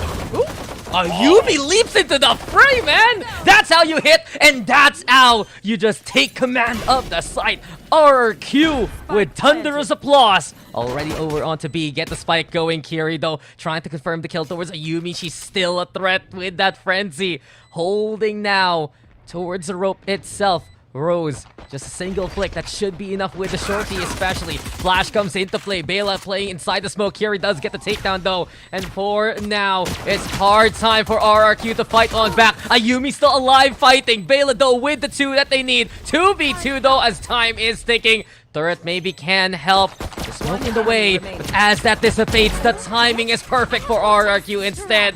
The momentum has swung in favor of RRQ alongside the lead. Yeah, you said it, Daks. The timing there working out for RRQ. Smoke dissipates in the nick of time.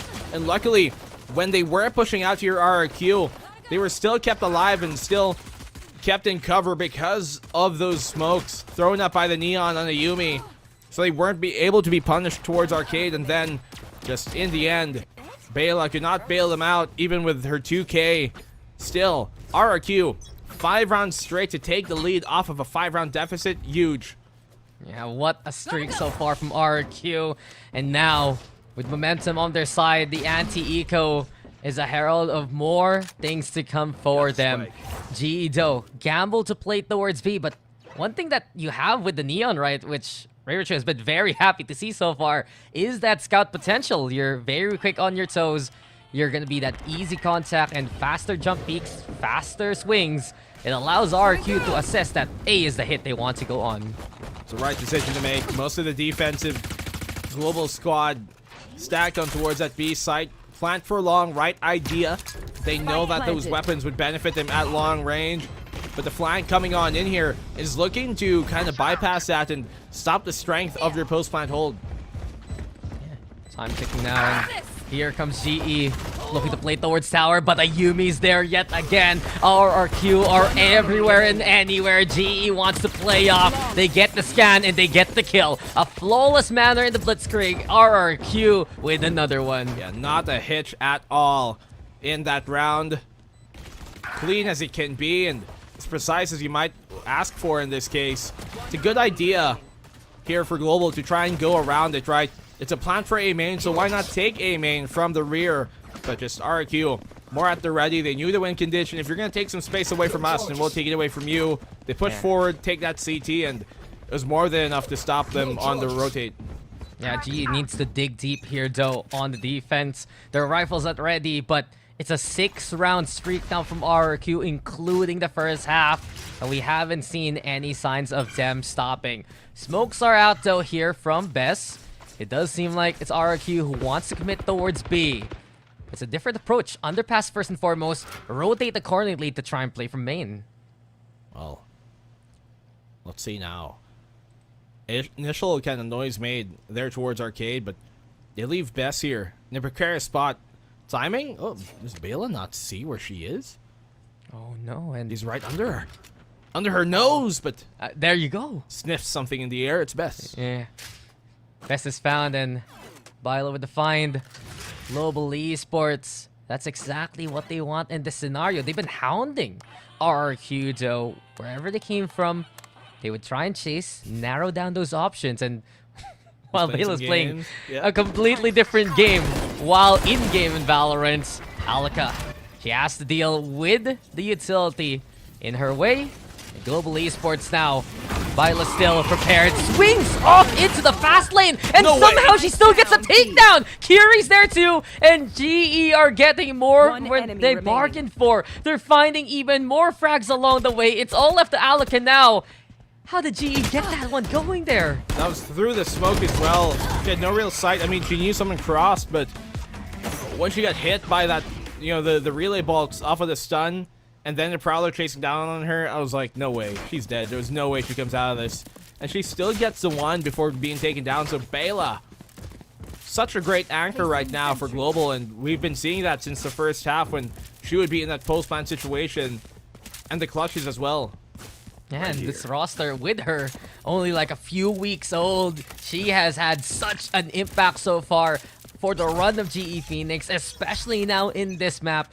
15 takedowns, and maybe that's one more player that GE can rely on in the near future. We go again, though. That was merely a bonus for RRQ. Now let's see what kind of woods we can inflict with the rifles. They got guns now for sure. Still have that 1-round lead, but can't get too comfy just yet. Nightfall, rather, Rolling Thunder, even better, available here for RRQ. That's on Capricious, and they can clear out this B site with it. But you can see how, because Global know that Rolling Thunder is available, they're not choosing to play on site for the most part. Yeah, RRQ, they have a chance for the execute. They make the space that you mentioned, but the tower is still taken and held together by Vela. 150 credits, enough to just silence the noise made by Ayumi. 5v4 as RRQ make their way towards the site. Meowdo with the find over onto Best, who has been lurking towards Arcade, but Alaka has had enough alongside Navsky. They clear out tower. The numbers, though, in favor of GE. The spike hasn't gone going yet. They lose their smokes from both sides, and now they're gonna have to try and go aggressive to buy some space to get the plant off here. Alaka traded out immediately. Oh, Capricious has great timing on this. If she can get the second, that would be great. Oh no, but she's been fired out. Rose knows exactly where they are, but there's enough space on this plank. Yeah, it pulled away a bit of attention, and now it's 2v2. Capricious still, though, towards Canteen. The smoke is there to make her life a bit more difficult. GE knows exactly where RRQ are stationed, but they do have to go for the tap. Waiting for the bait out to come. Muffin Loop providing cover. 1v2. Curious is on defuse duty, and Capricious cannot find the right target. 8-8, as GE will still take it. It came close, but that's gotta feel bad there. Gotta suck really for Capricious, who already can see the kill in her face. But at the right time, Rose turns around, tells Leo, tells Jack, there's not enough. You gotta stay in the water. And that she does. Global here, tie up the game after losing their early lead. Yeah, what could have been a shipwreck for GE, right? They dodge the iceberg, they tie up the scoreline, and now they're gonna go for a timeout. We see, though, here for GE Phoenix, if they know what to do in certain scenarios. They really are a lot more accustomed on Fracture. They stayed away from the Rolling Thunder. They kept some powerful positions towards screen, towards tower, and they still came out ahead of it. Friends, RRQ is stifled after their initial push. It does become difficult for them to recover if they can't put that spike down. And we saw that yesterday from RRQ when they're facing off against Big Side on Ascent. We saw them try to go for the executes. It's just snuffed out by Big Side. Then midway that they're getting taken down. It's the same kind of case and the same kind of struggle here for RRQ that GE is exploiting in the past 2 rounds. Well, how exactly do they plan to get around this now that they've caught on up? 2 rounds in retaliation to the 2 in this half from RRQ. And they're looking to retake them with the lead. Lockdown on either side available. And RRQ here, they actually have a good idea to try and go for this A site while it's going to be unoccupied. They should be able to get a plant off, but it's a post-plant hold. That does remain to be seen. Alaka's in a very dangerous spot. If she gets one, that's good enough. Yeah, but no, none at all. GE swarm the northern side. Alaka falls.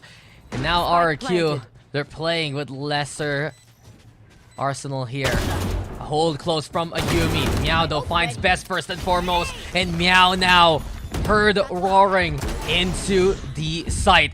The fight comes here as Global Esports navigate closer. Prowler is avoided and Meow gets 4 for her troubles. GE will retake this lead, and this defense is now stepping up even more so.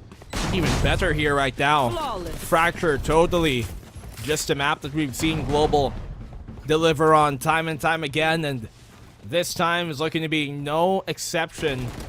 Alaka, maybe if she went through the ropes, but by the time she recognized it, it was a bit too late. Would have gotten caught out in the difficult spot. So, for the most part here, Global, active defense, actively gaining them rounds. And Global Esports here, taking as many avenues to find RRQ and just choke out the life from them. We go again, though, as RRQ now have the rifles into play. They also have the overdrive, so we're keeping tabs on what Ayumi can do with that one. Still, though, confidence bound here for GE. They take control of B main instead and want to play aggressive. The smoke is there, doesn't catch anyone from RRQ, though, and instead now, Kaguya with the swarm onto A site. Well, gotta keep him at bay only for a mere moment. Plant on down here for RRQ, but they don't have much powerful positions to hold on to this retake. They don't have drop. Sands is barely theirs as of the moment, and it's A main, so with a plant coming down on here, it's going to be very difficult, I think, for them to fend off this retake, aside from just burning more time. Yeah, lockdown's there, but Viola with the find onto Ayumi. She's pretty much the crux of this retake, if ever. She still has the lockdown. Suppress though heard, and Muffin Loop popping the null command. Many ultimates now, courtesy of GE, just to try and get their way towards the side. Capricious though blinded, stays alive somehow until Viola can confirm that kill. It's 5v3 as time is running out here for GE. RRQ falling apart bit by bit, and GE's defuse will make it in time. 10-8 as the clear looks cut by GE. Null command shutting down any sort of post-plant hold that RRQ otherwise might have wanted to have. And Alika being taken down early there as well. Trying to dip in, trying to get an early kill. I get the reason why, right? The lockdown pushes him back, so you can kind of expect where their positions are. You can have an informed decision on where to peek and what time to do it. It just, a player like Baila, he's so ready for those type of aggression, that type of aggression that shuts it down and immediately puts RRQ at a disadvantage. And look at what has happened here. The streak now is in favor of GE. I believe they got it the last 4 rounds in a row, and the defense looking a bit more steadfast from whence we first started. RRQ, they're running out of options really on how to execute towards this A site. They keep getting the space, sure. Still not enough because GE has a strong rating. Now then, Meow with a different proposition. Decides to go for the anchor. Gets that takedown onto one. There's the paint shields as well. We've seen how effective this has been for the side of GE. But Bess has no fear. Pushes forward. The rest of RRQ will follow on suit. But now in a game of trades, it's RRQ who make their way towards the site. They equalize as the dust settles 2v2 right now. More utility though here on the retaking side. They tap the spike, just trying to go to reaction here out of Global, who have the Rolling Thunder to re-hit the site. They can use this and follow up, but the fault line here from Capricious, that has to be the big point that works out. Yeah, it all depends on the swing. Let's not forget though, Rose has the Rolling Thunder, lets it rip, hits Navsky, but the thing is, the seize is there. It's not enough though. Bela still with the clear, and Bela with another one. How does he even hit that final shot? Global Esports, just another victory thanks to their newest addition. What a way with a retake though, timing it well and just pushing at the most opportune moments. Swiping back and forth, connect there off the spray. Fault line was a bit early coming out as well, but she had no real option as the Rolling Thunder was already in her face. And because of that, Bela anticipating it, dodging it, hit by the C's, doesn't matter. She takes a round for herself by force, and Global, the way that they're able to get the opening pick and then trade off equally, gains them at least a fighting chance. Yeah, the 6-round streak has been answered by 5 from GE, and now they're 2 away from forcing out a map number 3. Timeout here for RRQ Kaguya. We've seen them struggle on the attacking side before in the last open, and now it's pretty much the same kind of case. You can see Ayumi really wants to make that space. You can see that RRQ Kaguya, they want to go for the push, but ever since the start of the game here, Blackenblue, GE has had a number of utility to utilize just to stifle that push, and they have players like Bailey, they have players like Meow who can stop them dead in their tracks with that initial contact. Well, how they've progressed on here into Fracture coming in from Pearl is such a big difference. It's black and white really right now, and the two tones that we've seen from Global, I'm liking this one more, where they're really just so on point and so sharp in every twist and turn. Global seem to have yet faltered. Orbital strike available for either side, and the low economy here, you can expect Ayumi to pop that overdrive when they get the chance.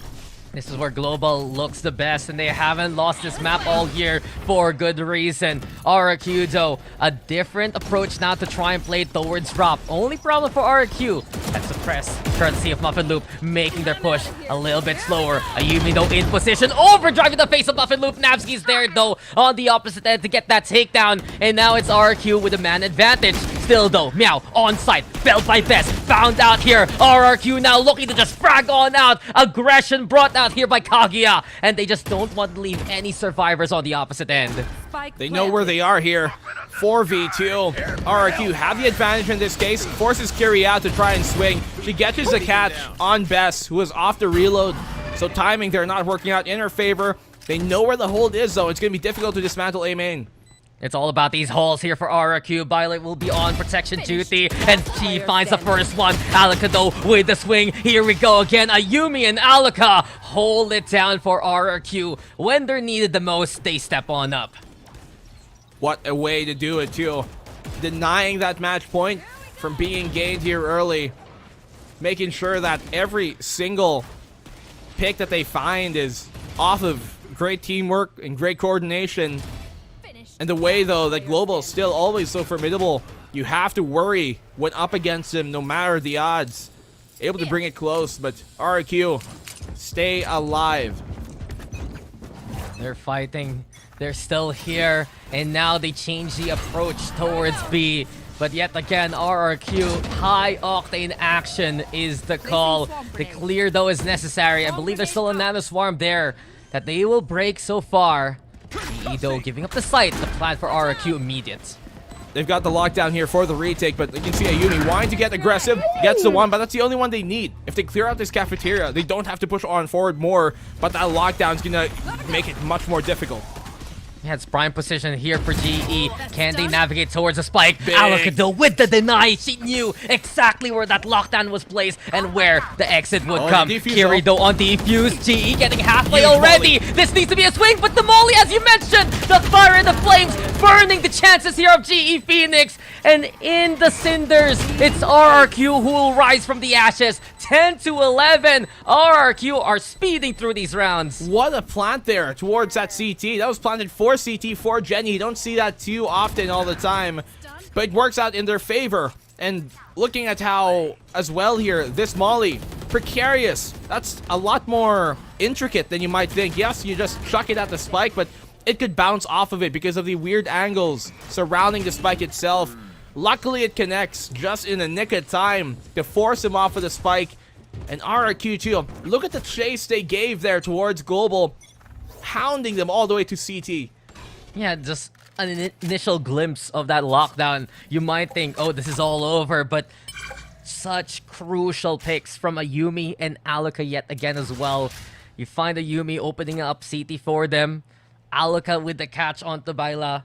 And from that point on, RRQ still a chance to fight. We hear the Nightfall though, and it's Meow with the find out the Yumi first. Seems like now GE stepping up to the plate, going for that initial contact. Capricious, awkward timing with the flash. Meow has already been in position, and Kiri's there too. GE decide to just frag out as well. If RRQ want the fight, GE will bring it. Well, they wanted to pass through that arcade, but Global were playing no games.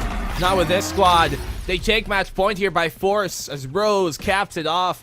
And RRQ seemingly wanting to up the pace again, wanting to step on the gas pedal, but it's an untimely demise that they face, and I guess their destination was. Yeah, they were already there here for GE, and we said it a while ago, Baila and Meow are the ones to watch out for if you want that initial contact. They have proven to be on par, if not statistically superior here to RRQ on what they're trying to do, and this might be it as GE wants to go yet again for the tower hold. Speed comes and Ayumi's in position. They use the Sim Beacon as well, as RRQ now look to control as much as they can towards B. Here comes on that push. RRQ once more trying the arcade option. Lockdown underneath. Should make it a bit more secure, but look at the flank coming on in here from Global Esports. They want to go for that bridge. They want to take arcade away from the flank, but Bess opens up with a pick. Showstopper connects. Meow is still alive. A second for Meow. A third off the fadeaway. Meow is going absolutely huge. 2 HP and the dream still alive here for Global Esports. That might be the moment that makes it a map number 3. But Meow has just been impeccable so far throughout the series, putting her in the front line. That signature raise doing God's work, but we're not done. Last player Alaka, standing. maybe a chance here as Ayumi has been felled. The only one still standing as Global Esports looking to be in prime position to wrap this all up. Tower now taken. 30 Alaka seconds hounding left. Baila. The gun is not out. Alaka will get the frag. It's 1v3 though. It's such a difficult predicament here for RQ. She can run towards that A with a spike, but she's going to have to just book it all the way to have good time. They're ahead of her, though. They know this is the best option for Alaka to take. And because she simply has to run, they're going to stop her. She won't have enough time to even get the plant off at this moment. That is it. The round is done. The map is done. Global take map number 2 and force Ascent to be the decider. 10's the number. GE stops RQ at 10, and this is their 10th victory in a row on Fracture this year. Undefeated, still on Fracture. Global Esports Phoenix, they just tie it up, my friend, and what a run. What a map we saw from GE. This is why they're here now in the playoffs. And this is why they're fighting for another shot here in the lower bracket, because of their Fracture, which has been impeccable. 10-0 in the past times that they've played it in the past 6 months. And you cannot fault the team for wanting to have this be one of their final maps right to play. But Ascent is where I think we're really expecting both sides to be on equal footing. You look at map number 1 and 2, either side, you know, RRQ, that's their best here on Fracture, or Global's best, but it's neck and neck statistically on how Ascent could go, so it's up in the air. This is exactly what we expected, Daks. Yeah, RRQ showed their best stand on the first map, and then on the other side, GE showed their best stand on the second. Expected as is. Ascent really where it will all go down to the wire, but we've seen some incredible step-up plays here from GE. Meow in that final round, absolutely magnificent. You called the flank, you called the push, but the fact that she got away with those 3 kills with 2 HP just set the tone for the rest of the round. And you know who has been impeccable too? Baila overall, from start to finish, just one of the most reliable players GE has had in their roster. That new addition, enough to reinforce them well. But of course, guys, to break down what just happened, the panel will be up next. So, Jenny, Raf, it's all you now. Thanks, guys. GE only let RRQ take 10 rounds for their 10th win on Fracture this year. 6-6 at the halftime to 10-13 to close. Raf, how do we feel about that one? I know you have a lot of thoughts about just RQ kind of overplaying their hand in the second half of that map. Absolutely. I mean, they had a really good look coming into that second half. Again, it felt like they had the idea on what to do, and it's just to maintain the stability they got from that first 4-round swing that came into their favor. But once again, RQ is the type of team that really wants to push the tempo no matter the situation. And in this map, it just kind of came around and bit them in the behind. I gotta give props to Nabsky, who tried to enable that offense as much as she could. Meow 16k, and of course Baila bailing out the rest of the Global Esports Phoenix squad. My goodness, I bit my tongue as I generally thought this would have been an RRQ shutout, really, when I looked at the half itself. But we also talked about how quick Global Esports is to adapt. They identified RRQ's knack to just really fight and try, and even when it's inadvisable, add more fuel to the fire. Yeah, and it looks like it's going to be the battle of the duelists at the top of the leaderboard for both these squads. Meow 16k on that raise, rightfully as she should, with that 329 ACS 25 and 15 KD on the raise. Meanwhile, Ayumi for the side of RQ Kaguya bagging that MVP of the 17-18. It's still respectable. Arcadia 220 combat score also, and I think just more than what the numbers show, right, was that Ayumi was just really trying her best, like with that fast lane. I think we saw sometimes where they're using the fast lane to try and go for that push as well. Sometimes didn't quite work out. I think Fracture is just a map map that G are so comfortable on that they know even how to play versus a Neon also. So just a lot of strengths being shown from GE Phoenix, of course, on their 10th win on this map for this year. Yeah, and we talked about the value of having a raise and just not really taking as many direct fights, despite Yeah. Meow 16K being so impressive on that end as well. What we saw, there were rounds where the pain shells would just get 2 players. I think this was in the first half. She bounced it off the wall of tower, and I think it was Bess and Capricious that got cut out. Another thing too, Global Esports this time around, a little more confident on those retakes, and just so many more rounds where they decided to hold that whatever defuse button they have that bound on. Meanwhile, on RRQ, hopefully this doesn't rattle them, because knowing RRQ, yes, they can be incredibly explosive. Yes, they can go absolutely fast, but I have mentioned this many times too. It's not the speed that kills, it's the sudden stop. And when RRQ gets stopped, it does take them quite a bit to, once again, regain stability and have a little bit more, I guess, clarity in their decision making moving forward. Yeah, and that's a fantastic point, right? Because it's all well and good to talk objectively about like RRQ needing to have that patience, but when you look at what's going to happen in that map number 3, they're going to play on Ascent, where patience is absolutely crucial, right? And we're talking about just if you get your mentality shaken, ooh, that slide out was nice.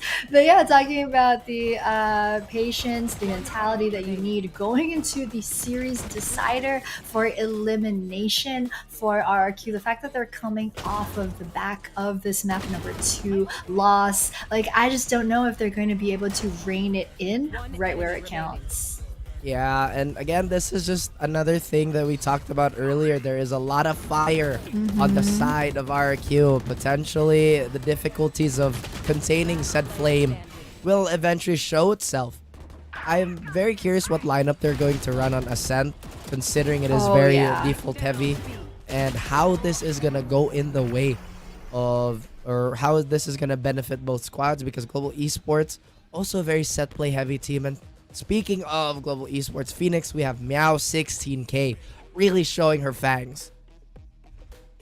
Yeah, absolutely. Just right on top where she deserves, just catching out her enemies time and again in 4K. But what a treat to watch. I mean, you know, Raze definitely has been picked a lot in a lot of the maps. It's just that, you know, I think that there are a couple of times where GE Phoenix have the opportunity to pick another duelist who may be a bit more popular in the meta, like Jet, like Neon, for those maps. But because it's Meow 16K and they want to stick to her guns, right? So she still goes for the race pick and then she makes it work, which is just what we like to see. But for Ascent, man, that map 3, I don't know. I kind of feel like it could really go either way, right? Either the overheat really gets to RRQ and they just push forward too much and too fast and just bomb them and Ascent, or Ascent is exactly what they need to force them into playing slow, because like you give them a map like Fracture and they're like,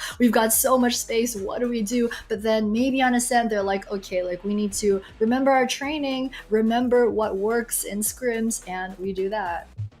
Well, I'm glad to hear your thoughts, but do you have any more additions to that? Because I kind of want to go the other way. I feel like Raze is a great pick no matter what, or rather no matter what map. As a solo duelist, she has the information, once again, the capability to just get a pick and the mobility. But any more thoughts, Jenny, before we throw this to a short break? Man, we wanted to see that 2-1 and we're getting that 2-1. I think right before map 3. Which way do you think it's gonna go? I'll go first. Don't want to put you on the spot. I'm gonna say RRQ Kaguya. Yep, same. Go. Okay, I'm glad we're on the same page. I think just historically and just on paper, like the RRQ roster is just undeniable, and if they can get it together, then this should be their series for the taking. But I mean, hey, we'll find out in just a couple of minutes. We'll see you back here.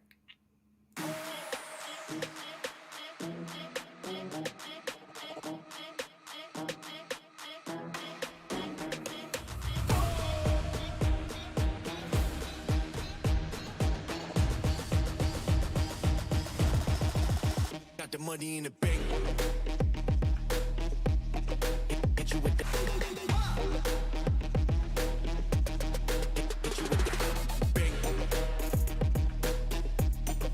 Hit you with the 808.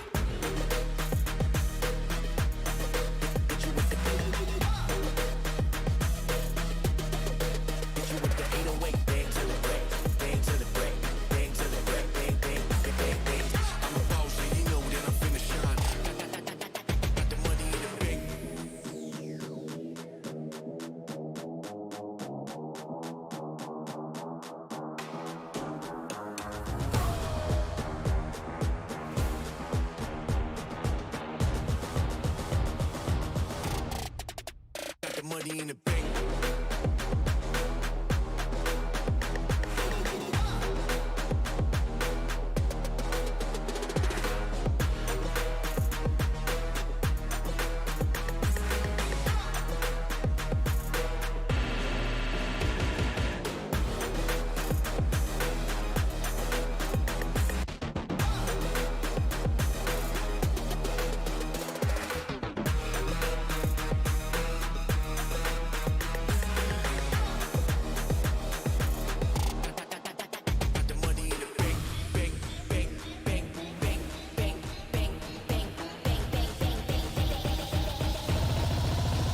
Money in the bank. Hit you with the 808. Hit you with the hit you with the bank. Hit you with the hit you with the 808. Hit you with the hit you with the 808.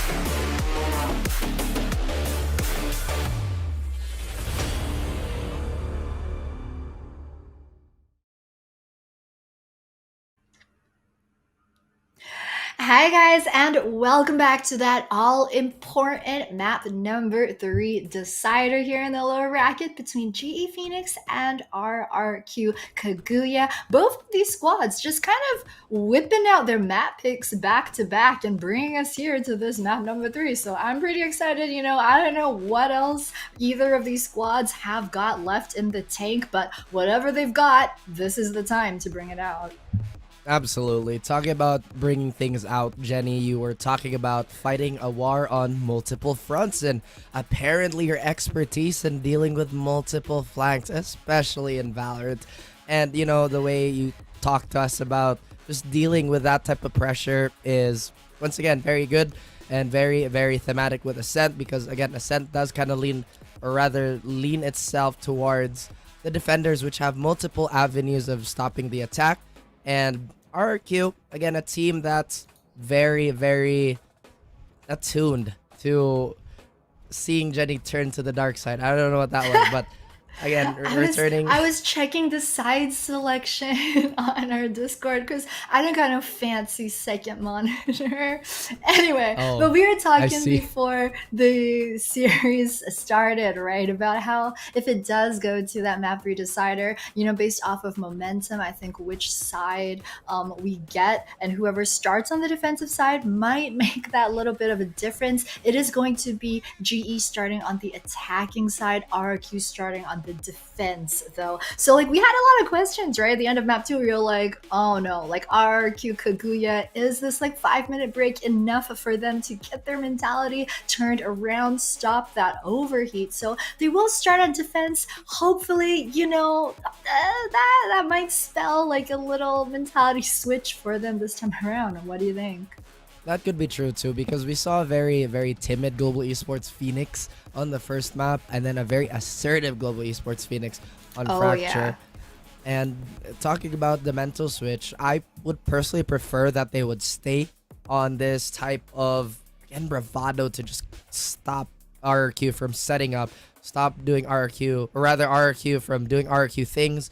And what's interesting to me is that despite how stale Ascent has been, and that's something that we've discussed multiple times, I feel like GE would be the type of team to really bend the composition to their will, to their comfort, and rightfully so, right? We talk about their flexibility and just their grit. They got shut out in the first map, did not affect their performance whatsoever in Fracture. Hopefully they can continue that type of momentum coming into Ascent. Yeah, I mean, it's still so close between these two teams. Honestly, could see it going either way. I mean, we're saying that we kind of predict RQ Kaguya to inch this one out, but if GE Phoenix do win, I don't think anyone on the panel will be surprised at all if they do take this one home 2-1. What do we have for predictions in terms of Asian composition on Ascent? You think both sides are gonna be whipping out the Jet instead? I think Meow 16K should stay on the Raze. Honestly, her mastery of the Raze is outstanding, and I still feel like there's a lot of value having a Raze on, Ascent. And again, she just has that much more pressure towards stopping any rushes from both mains. Can potentially use those satchels for either just those quick, how do I put the swings, or use it to maybe be a little more disruptive. And again, we've seen a lot of fancy routes too coming on the defender side. But other than that, I feel like everything else is going to be pretty standard. I would see, or rather, I am curious who is going to be playing Jet on the side of RQ. All right, well, we about to find out because we got Asian Select coming right up for this all-important map number 3. And it's just super interesting how both these teams are having a set as that map 3. Yesterday, we saw teams kind of go the other direction, which was they use Ascent as that map 1 to feel each other out on a more textbook, standard style of map. And yep, Ayumi gonna pick up the Jet. Oh, Muffin Loop on Jet. Meow 16K is gonna be on Omen instead. Once again, that flexibility and just kind of slot in, slot out type of play in global. So apparent.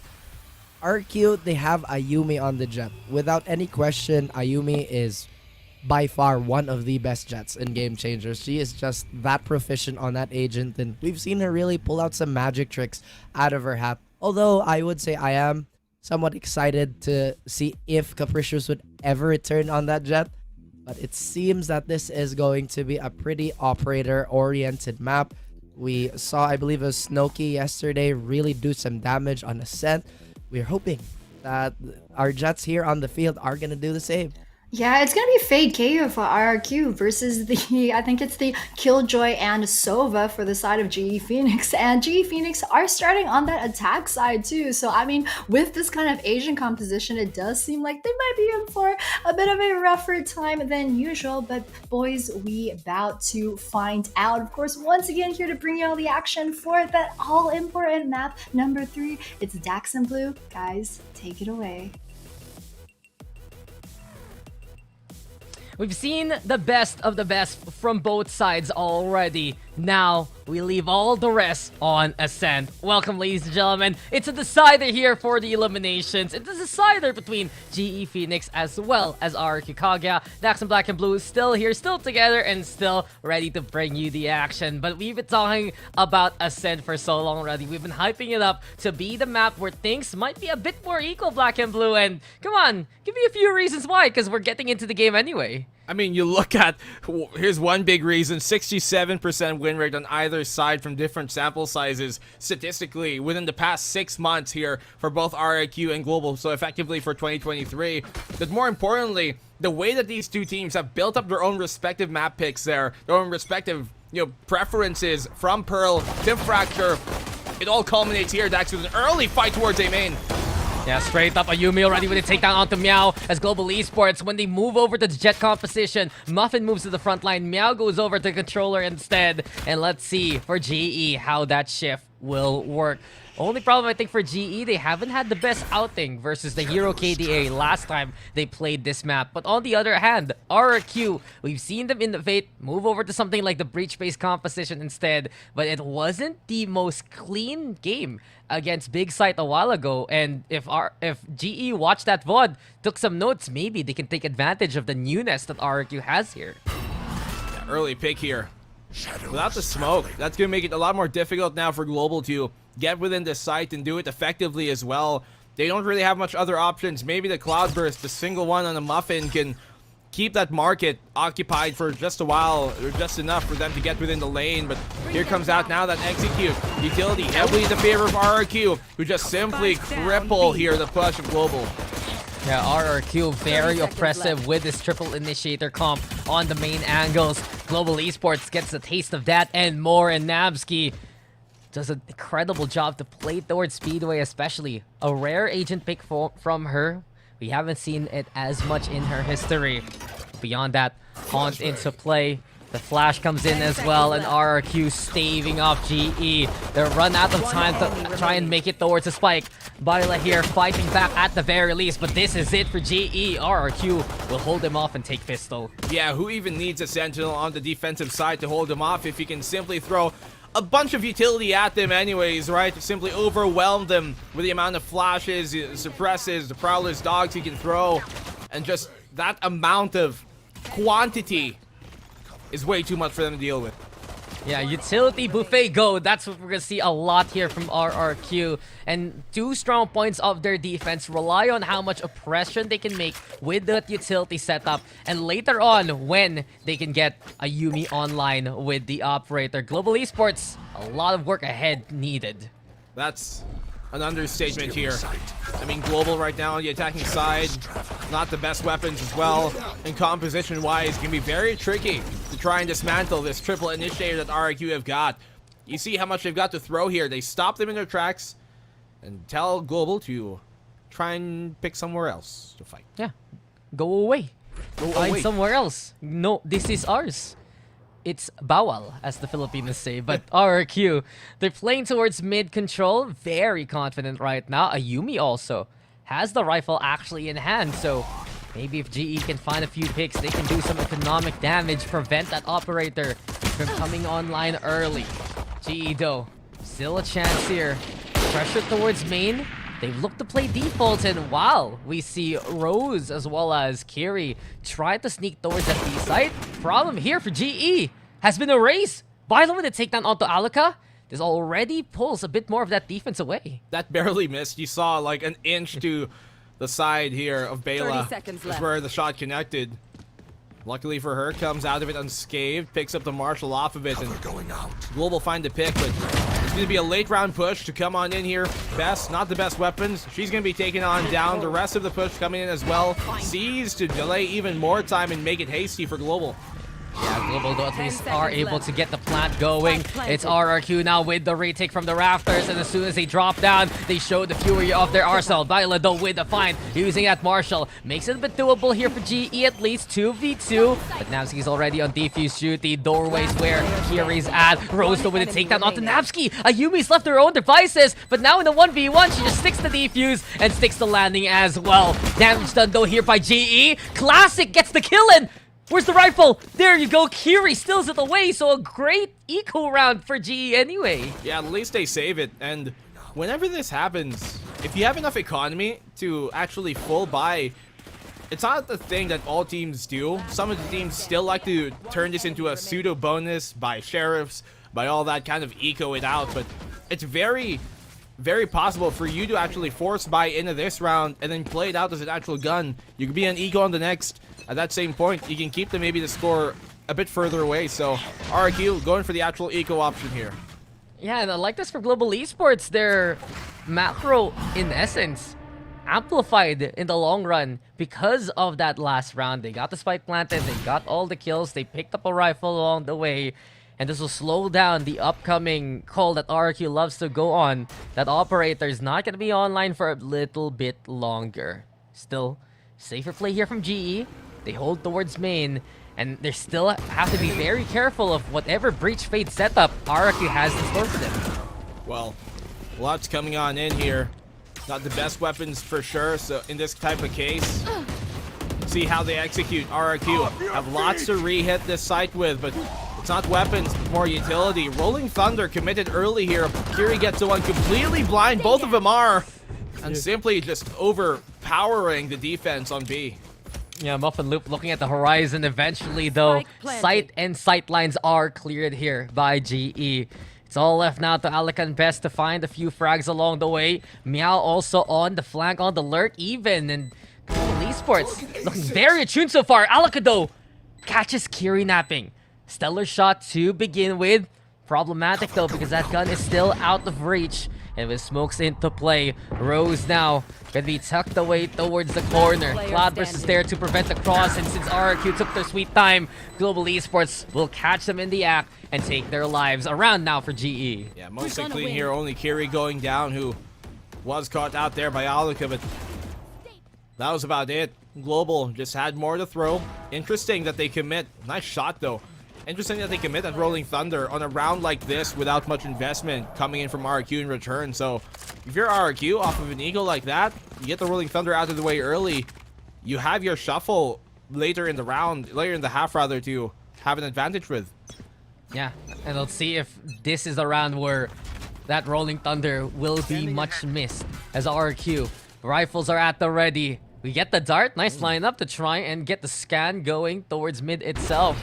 But no one home. Instead, you have to keep an eye out towards Wine as Muffin and Rose take mid position. Aggression though from RRQ. GE anticipating it, but it's a matter of timing. And Best will swing wild. Two already for Best. Before she falls, RRQ get advantage from it. Nice aggressive push here on that defensive A main without much telegraph from it. They didn't really throw a smoke utility that would have kind of alerted Global to this possibility. And they get the two off the contact, so nicely done here from RRQ. But problem is, though, we were talking about that Rolling Thunder being at least available quicker here as Ayumi gets taken down. Capricious hasn't really found herself great rounds so far, so their Rolling Thunder is also quite away from being utilized. Well, it's a moot point as GE make their way towards the site, and Alaka will catch Kiri in the act yet again. Spike down, Rose left alone. At least, though, still fighting. Looking to come towards site in full bloom. There, though, gets the blind, gets the takedown. RQ. They set up the battlefield well for them to get this round. Nicely done from Alaka. Flash one side, peek the other. Quick and easy rather, and clean too. But yeah, it's really, it came off of this contact play that they had here towards his A main, simply pressing up, making sure that they don't give away their intent early, to not alert Global to what's to come. And that sets him up 3-1. So timeout forced out early here on Global's side. Yeah, and Global Esports, they struggled last time they were here versus the Hero KDA on the attack. Only got a single round, and we're seeing right now that RQ Kaguya's oppressive triple initiator composition is still so strong at hunkering on down. So many ways to stall, but it's not the only dynamic RQ has here. There are times we're going to play aggressive. We saw that perfect timing, courtesy of Best and Ayumi towards main. And it's really for GE to find a way to figure out what's going on. They're lacking a bit on the intel, but they have the lurk potential if ever they want to. I wonder what's next here for GE Phoenix. Well, possibly a scrappy buy at best. Muffin just one away from having an orb to get the blades because she needs to. Will a rifle even be dropped here? No. Maybe a sheriff, a guardian actually is what they've got for Baila. So not the worst buy for sure. A winnable one, but one that certainly doesn't look too well economically for them. They are going towards the B site though, which is mostly unoccupied for RRQ. Yeah, RRQ have given control of that, and Meow just shuts down Ayumi before anything else can occur. The paranoia is there though to allow GE to disengage. You mentioned it though. B site wide open, and now Muffin knows exactly what's going on. The transit here from GE. It's a matter of timing from RRQ really. That Spike lagging on behind does Best dare peek this though. Rose is there for the contact, and Best gets the Spike carrier in hand. What a frag here from RRQ. A matter of timing to slow things down. Best yet again! That's the second one! The Seekers here really of RRQ finding the right targets, and from this point on, they will just collapse on GE. Finally, Global Esports makes their way towards the site for the spike plant, but it's a 4v2, odds against them. Kiri fights back though on the opposite end. The rest of RRQ following on suit. Corner though not cleared as of yet. Muffin with the takedown. GE equalizes, but here we go. 1v1 versus Alika and Kiri. Both has the only place to play on. Cape is seen. Dart is there though. Alika waiting for the swing. Classic is out. 1 HP and the dream is dead. RRQ, they will get this round. RRQ scraping by. What a scrappy round. That's the best way to see it, to talk about it, right? Aggressive push from RRQ on their defense towards top mid. Shut down by Global early on, and then they had the great advantage. They knew that most of the presence here on the defense was towards mid, so B side should be open. They were right. But then on the cross, they dropped the spike. Whoever picks up the spike, it's like a hot potato. There's no one addressing that market position, no smokes. And that's why Best was able to get the 2 kills off of it. But then, on the retake in a 4v2, giving themselves 1 by 1, feeding it towards the Global Esports post plant. And they almost slipped because of that in the 4v2. Luckily, RRQ and Alika able to clutch it out in the end. Yeah, RRQ, the clutch factor there at the very end. Still the crucial picks from the Seeker, the Searcher, the Spotter that is Best to find those takedowns. And we were concerned about that late rotation. Lockdown though is the call. Global Esports on the opposite end. Capricious lobs the aftershock. Not enough to break that lockdown. But here comes the fragment as well, and it's Kiri instead. Victimized here already. Best on the rafters too, as GE make their way towards the side. Meow gets a takedown. 4v4 for now. Stands here. RQ having the advantage in this case. Muffin though good for the one, but there's no way she gets away from that, right? Could not burn the dash as well in time. Ayumi takes it down, and so does the rest of Global, who follows suit. It's all on Ayumi right now in that 1v2. They are isolated, so she might be able to get a pick here. Oh, does she do it again, though? That's the question. Cloudburst there to get halfway. Dashes on across to the opposite end to try and find the isolated fight, but Rose will still find her anyway. Global Esports with their second round, and they just get the side take going. We've seen this a lot from Global. Their post-plant locations, no matter the map, are where they absolutely shine. Their biggest weakness is transiting there in the first place, but once they're in position, the activity towards 3, the play towards rafters, gave enough space for GE to wrap around and find RRQ in the middle. And now it puts RRQ in a difficult spot here. Eco, and then progressively, it could be the tied game, the tied scoreline if this continues on. So Global right now, Hunter's Fury available for them. Let's not forget, triple ini comp for RRQ, which can be very intricate to utilize. Lots of information gathering, lots of initiating power, yes, but how does a anchor down work? How does a hold work? And that's why we're seeing RRQ having to resort to retaking a lot of times. Yeah, retake is the call, and here comes the Nightfall. Muffin Loop though with the find on the best, and now Global Esports trying to see if they can get away with that A side. They cover the flank though. Alaka found. Not only that, there's still a member on the inside. Among Us here, Muffin Loop with a takedown. Finally felled by RRQ, but the damage has been done, and the rotate is looking even clearer. Haunt is a bit short. It clears out there the top mid and whatever might have been immediately around them, but you can still see very unaware here of Baila. It gets the one for free.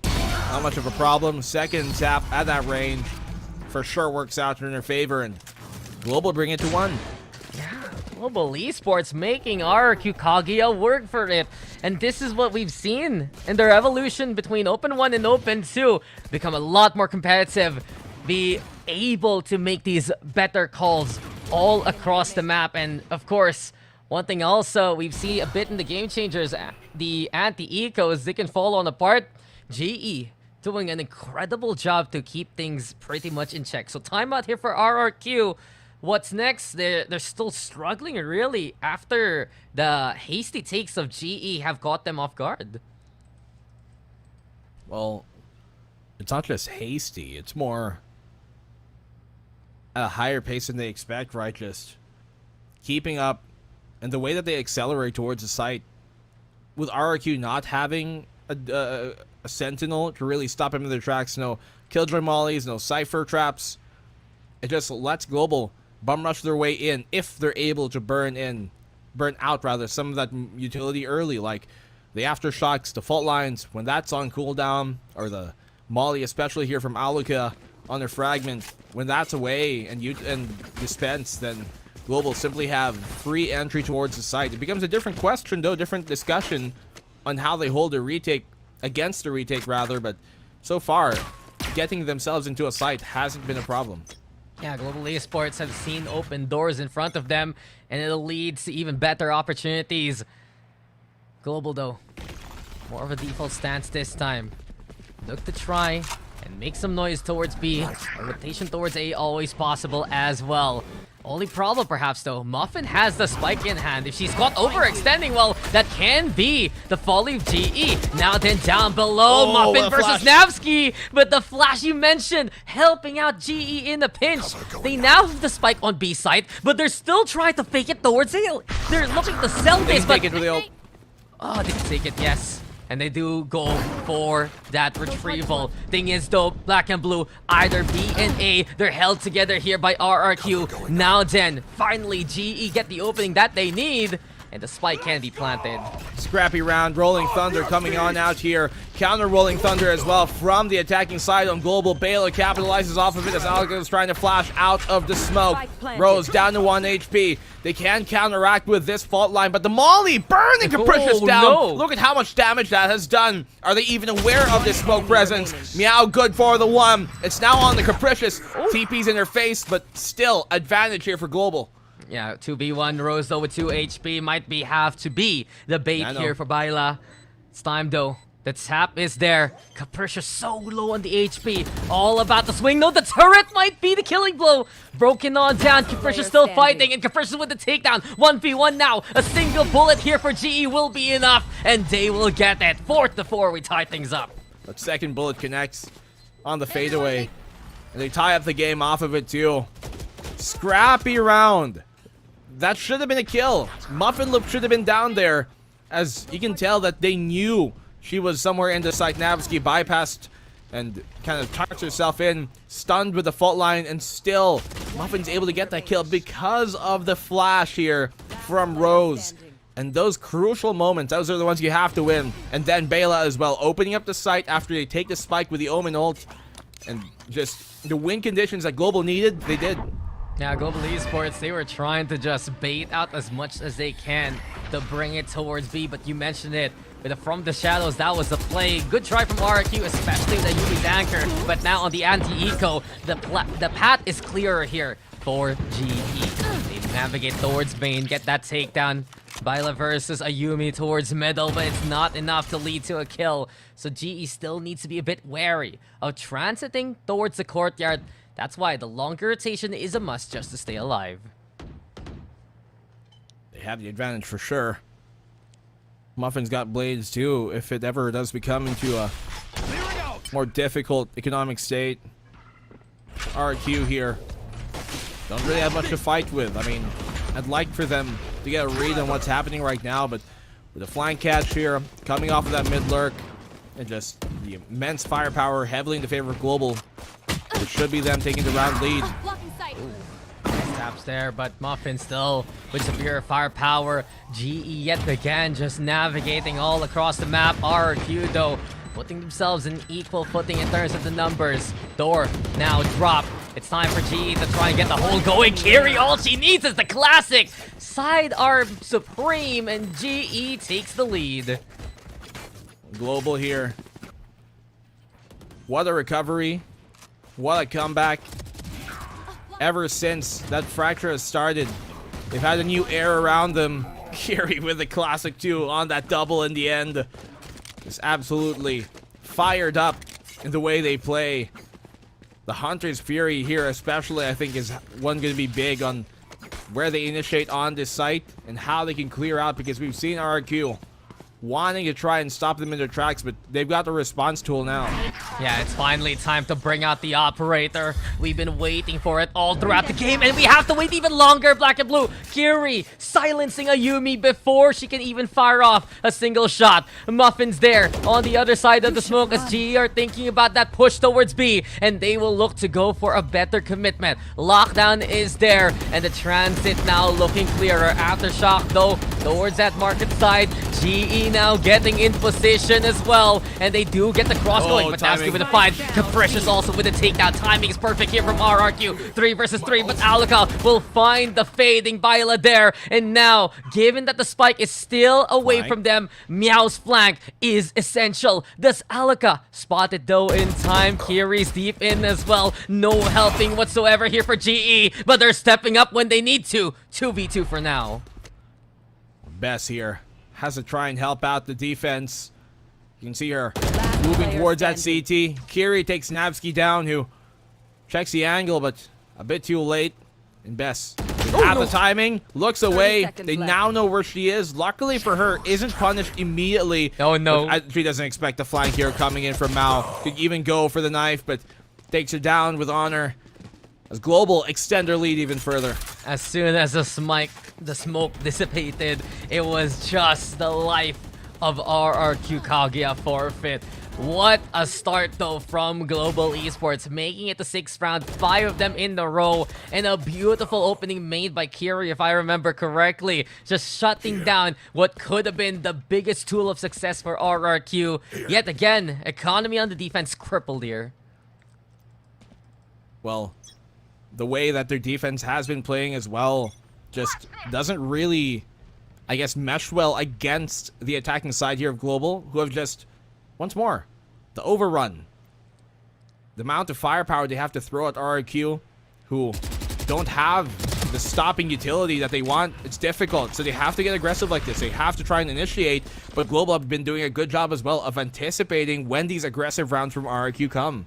Yeah, and that read from Meow is perfect. We see her still willing to be that first contact with the teleports. Essential damage done towards Alaka as well as Bess. And it's going to be difficult here for RRQ to go for the retake with that lesser HP. In any case though, it's already spike planted so far here for GE.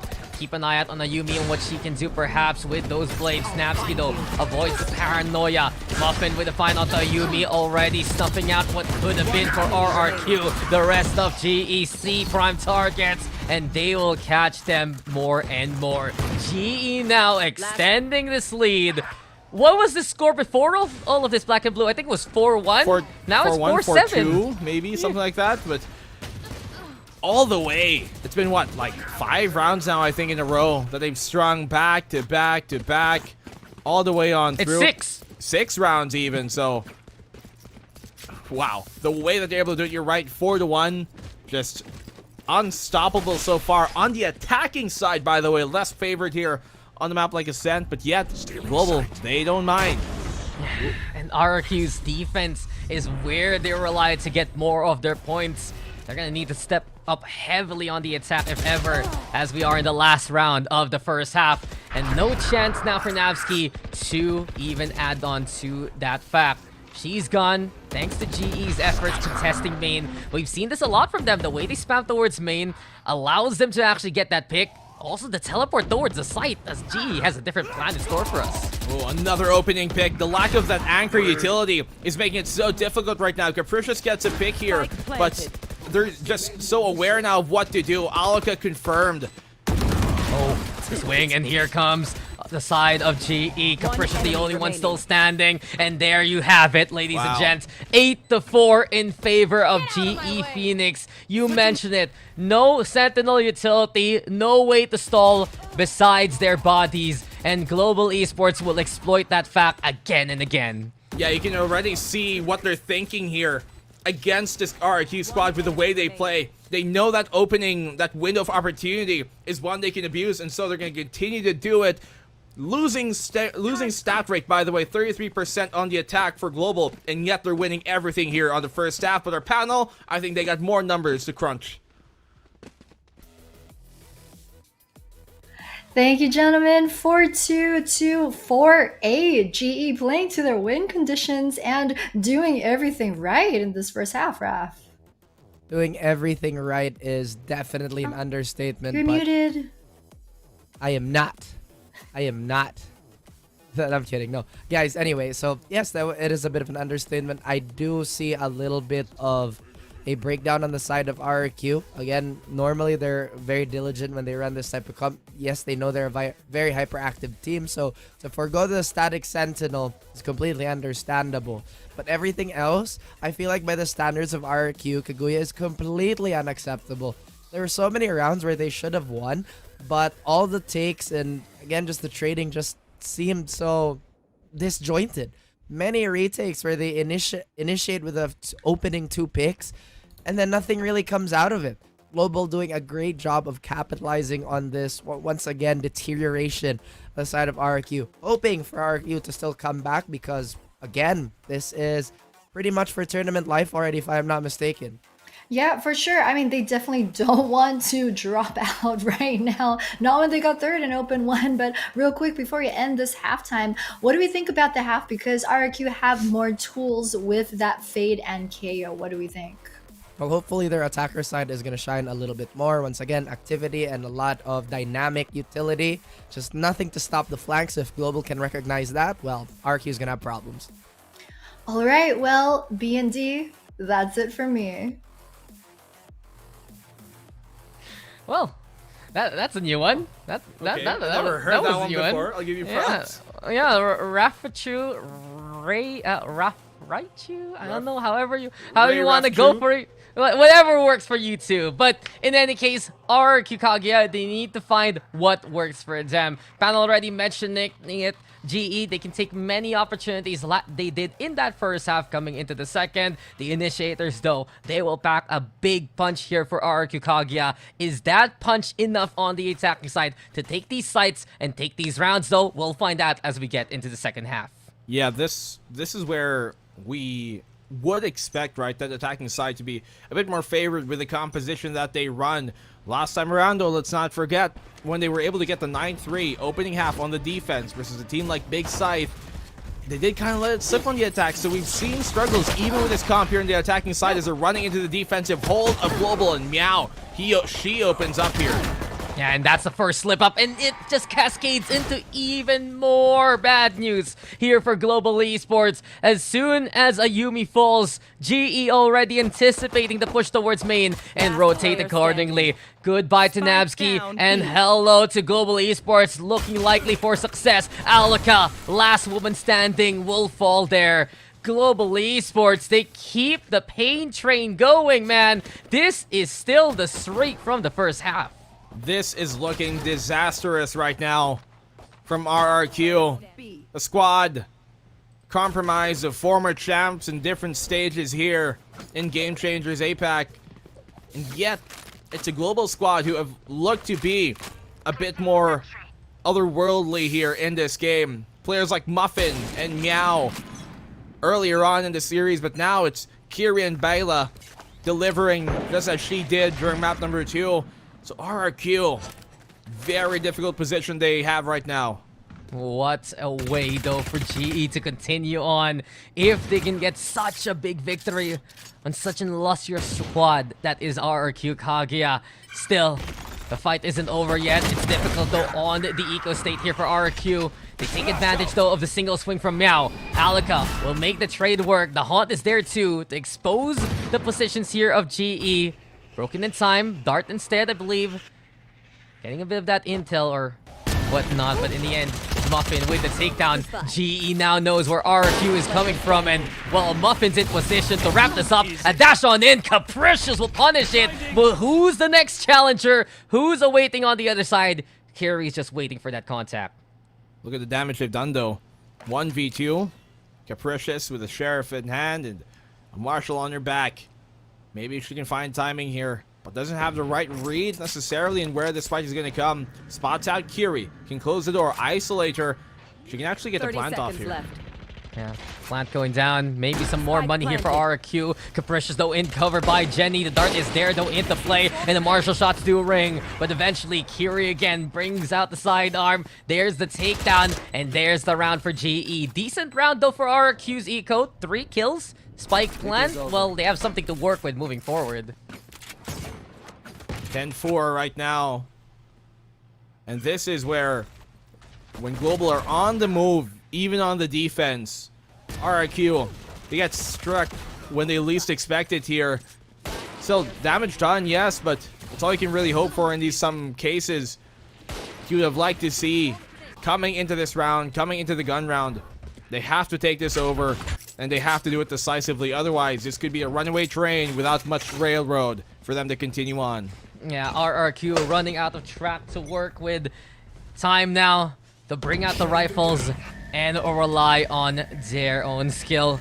Thing is, though, it's GE already playing aggressive. They went for mid, they went for main, and now they have the spike in their hands. Meow with the takedown. It's 4v3 immediately. GE with the advantage, but RRQ have the firepower. Bayla, though, fighting on back. All left now to Rose in the 2v1. She's all alone towards that B side. And some sudden kills with the Sheriff might surprise RRQ. They do go for the takedown, but Ayumi will survive to tell the tale of RRQ Kaguya even more so. That was way too close. I thought that would have been it there.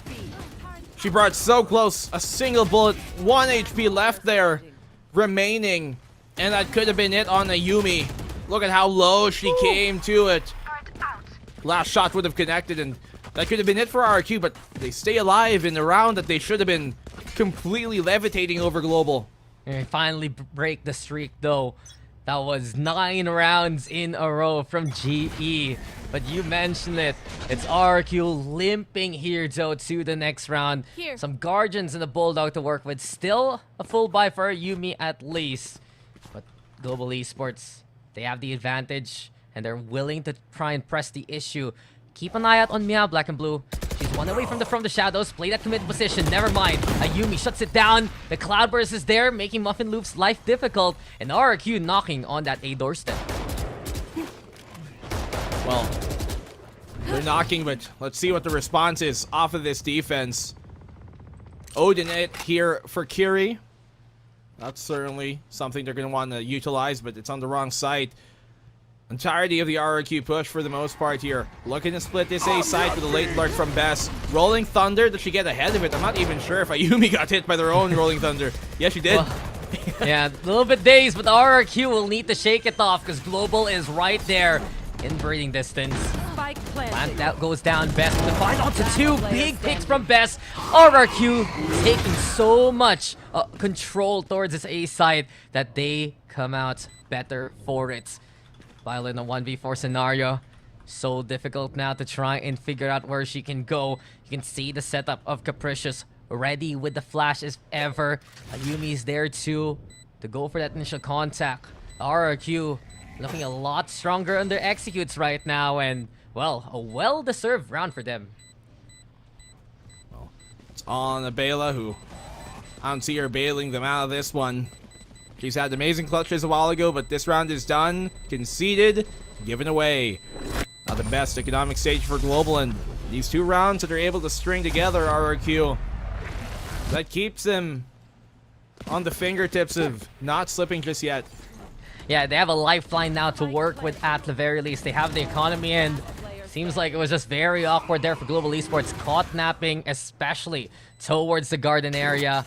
You can see that since Best was in position very aggressively, that surprised GE, and they have to be careful of those scenarios. RRQ can pull that kind of aggression off. If they're given the confidence and the space, they will utilize as much as they can in this map just to get the advantage. Well, I mean, they have every advantage coming into this round. Muffin got the blades, pressure being applied here towards his B. The Odin was saved up, but spam not connecting just far. Ayumi, I think they know where she is. They're going to try and molly her out. Stun. There's no way Ayumi lives, and he's dealt with immediately, but the rest of the fight, Nabsky keeps him at bay. That was just dirty. That was criminal from Global Esports. They knew one was hiding in the corner. They did everything they can to keep her there. And RRQ will lose a player already. I do wonder though if the gun has been left behind here by RRQ. Viola looking for it for now. Doesn't seem to have retrieved it as of yet. And RRQ instead, a transit towards A, where it's free. Well, coming up on in here, Global, the wrong side can have to play retake once more. If they can potentially get a scan off of Kiri once her recon comes online, then maybe they can get the good spam off of it too, especially seeing it how Capricious is playing here on Hell. Yeah, committed position yet again. RQ preventing any kind of take over onto the Rafters position, but GE has a different plan. They moved from doorway to play for mid. Checking out if any flank is possible. Do they still go for the retake? That's the question. Seems like they do want to push the issue. Turret now to try and get that initial intel.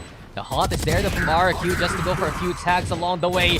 Seems like GE just want to keep RQ on site as much as possible. Here comes Rose and here comes Kiri, but down they fall. And RQ will still stand with no one left to tell that tale. It's around here for RQ, yes, but that's at least GE bringing them to the abyss with them. Yeah, GE fighting for sure. If I'm going to go down, you might as well. Crab mentality, as we like to call it here. None shall succeed if I could not as well. It's for eco. Come on, you can't, you can't do it like that. But I'm not saying it's bad. It's just effective. Yeah, and well, they only sacrificed the Odin anyway, so it's not too shabby for GE Phoenix. But now a timeout much needed. RQ Kaguya, they have the momentum. They're seeing that if they get their quick executes going, they can even get more site control along the way. They're not just there to anchor down on the site. That's what Capricious is for. We see players like Bess, we see players like Ayumi willing to push as much as they can. And if GE Phoenix can't stop that confidence whatsoever, can't find those individuals especially, then that's going to be the folly of their defense. Well, it could be their last option here, right, to play the defense that way. Because right now, Global, what they've been doing so far when these gun rounds came, it's been slipping for them uncharacteristically. And we see typically Global, it's a 60% win rate, okay, to the on the defense compared to their 30 on the attack. And yet the attack is what was working out for them a while ago here in this specific matchup. And I have to believe with RRQ finally realizing the strength of their comp, the amount of initiating power they've got, it's what's making things difficult for Global here in the second half.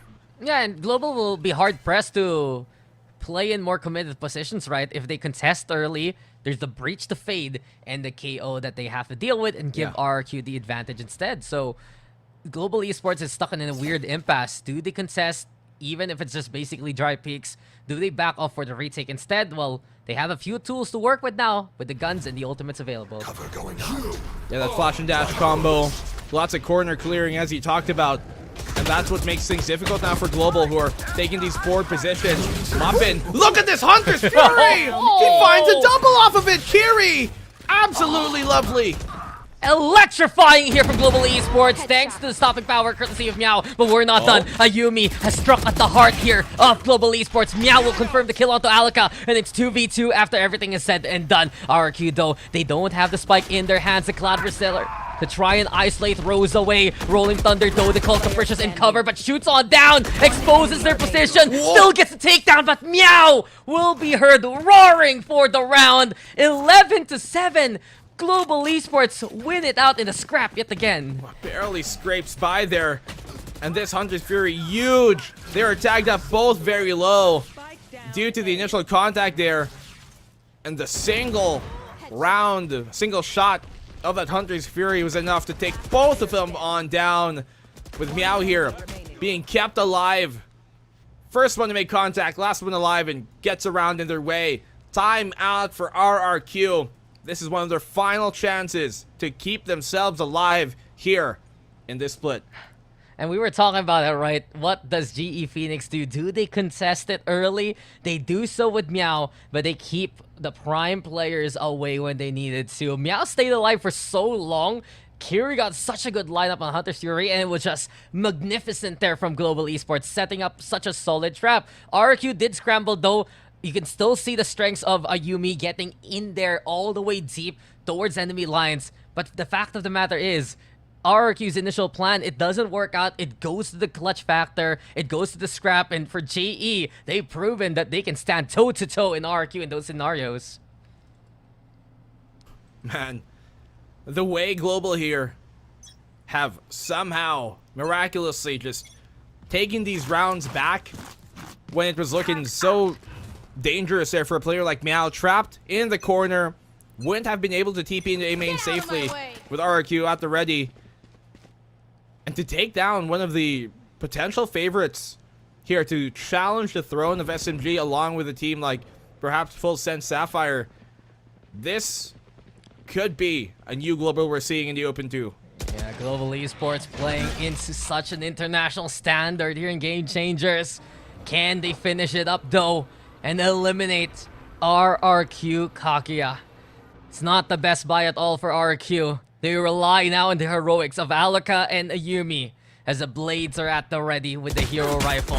Here comes Muffin Loop, and down she falls. Ayumi survives the initial firefight. Only problem here for RRQ, the nano swarms are burning Alaka. She found a small pocket to survive in, but Meow also with the flank.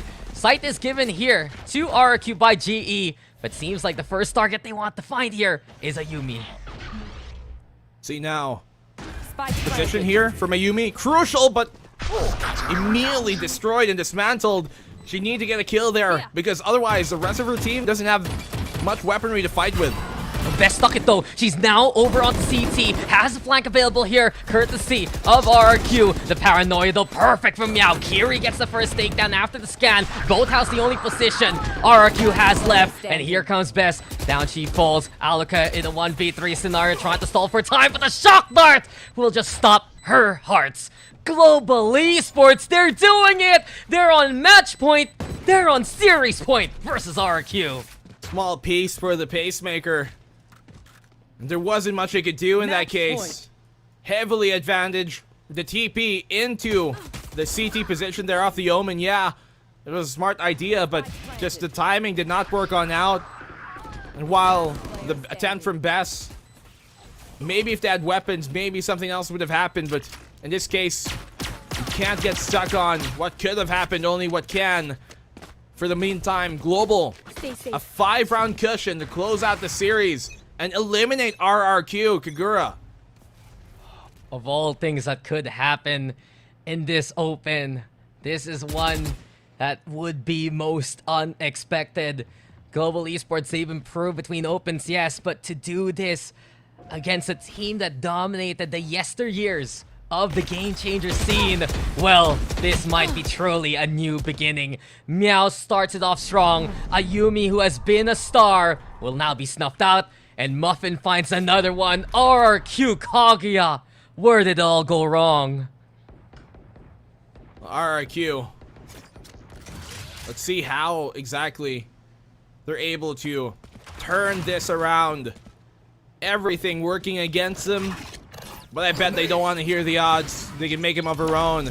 They still got Bess, who's got those smokes. And this is what they have to do. They need to try and buy some space here. Get a bit aggressive. They have Nightfall to initiate on the site itself and buy themselves some time to get the plant.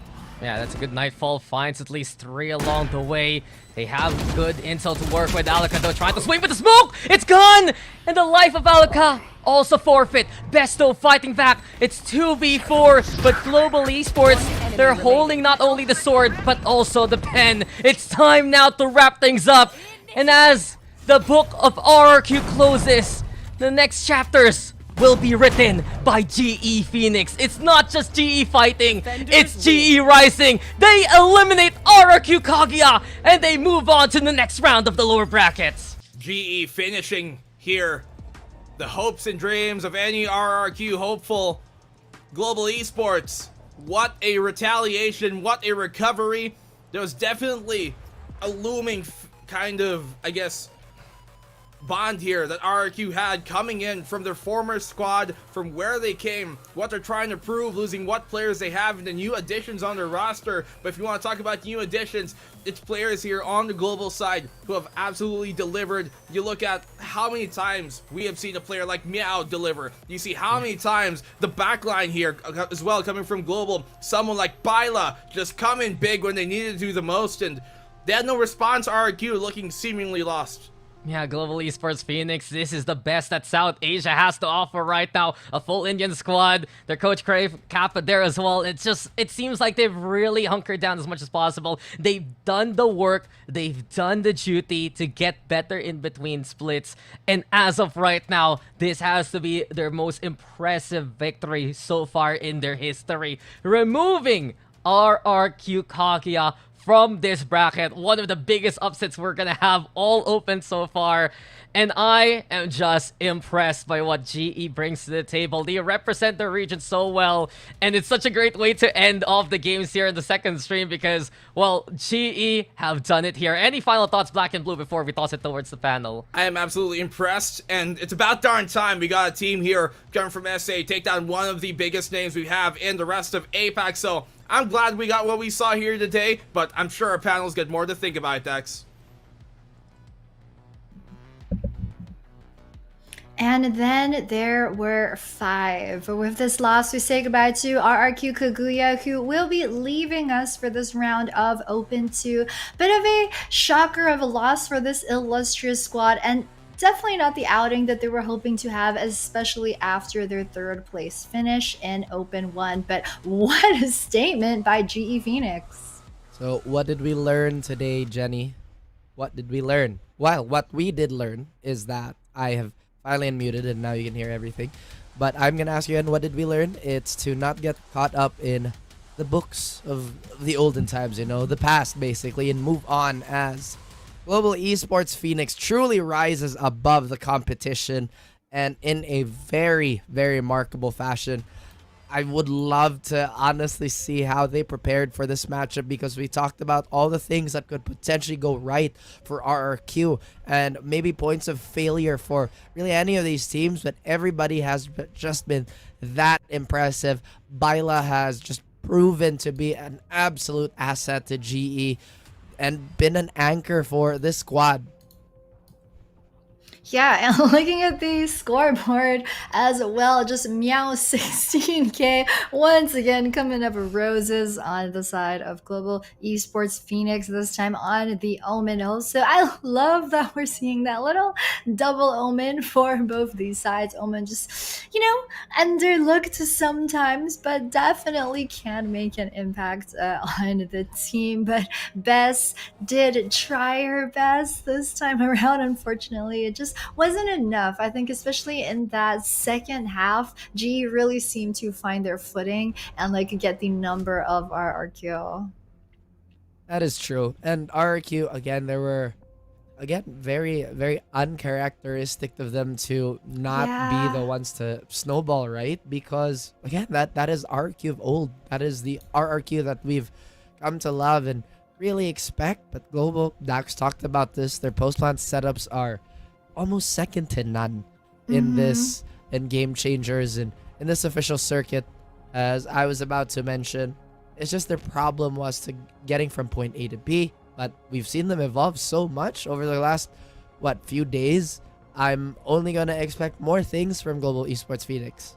Yeah, I'm super excited for them. Like, as Blackenblue also mentioned during the cast, like, they just play active even while on the defense. Also, they ended 5th and 6th during Open 1. This, I believe, is the first time that we're seeing them manage to crack the top 4. So they're finally breaking out of that 5th to 6th tier placing. That's kind of cursed them for most of their game changers journey. And I'm just super happy we're seeing them break into the top 4 tier of teams. True, and I kind of want to put the lenses back on RRQ, because how many times did we hear the call that they have to rely on the heroics of Alka, of basically every single member they have, Ayumi, and again, they're just so gifted individually, but today, and as much as I hate to say it, they just did not look like they're operating as a unit and as a team. And Global Esports Phoenix, man, they just looked so good, trying to summarize all their efforts to really power through RRQ. Yeah, RRQ, right? Like, they objectively look like the better team on paper, but that's the thing about competition. Games are not won on paper. And today, just GE Phoenix looking like the better team when it counts. So, yeah, I'm just super sad that, we're losing RRQ at this point in the competition, but also just full of excitement for their next match, because I was like simultaneously, watching both streams trying to figure out whether GE Phoenix will be playing Orangutan X or the Hero KDA tomorrow. But before I get into that, of course, MVP again. To no one's surprise, that Meow16k once again with the MVP 171 damage per round, 30% first blood percentage. I mean, that's pretty crazy if you ask me. But I mean, the thing about the playoffs, right? The schedule is so packed, there's almost no turnaround time. The second that you drop down to the lower bracket, that just means you play every single day of playoffs. So tomorrow, I mean, with this win, it means that their matchup tomorrow is going to be versus OGX. And the Hero KDA and Orangutan X, like, they had a super close series, also did go to map 3. Like, it was ending the same time that our game was ending, and OGX managed to win that 13-11, nearly went to overtime. But I mean, I'm just super excited to see what both of these teams have in store for tomorrow. I'm talking about tomorrow. This is going to be the schedule that we've got in store for y'all. Match 11 in the upper bracket, SMG versus Fulson Sapphire. That's actually going to be happening in just a bit over on the main stream. And then the lower bracket between OGX versus GE will be played tomorrow, as well as whoever gets dropped down later on between SMG and Fulson Sapphire will then play their second match also tomorrow. So tomorrow we start off with OGX versus GE. Whoever wins then has to play the next match at night. So it's a pretty packed schedule, but I just hope that these girls are prepared. Oh yeah, and preparation is definitely gonna favor, or rather, how does it go again? How does that line go again? Luck favors the prepared, something like that, which is true. You know what I mean? Sometimes you gotta create your own luck.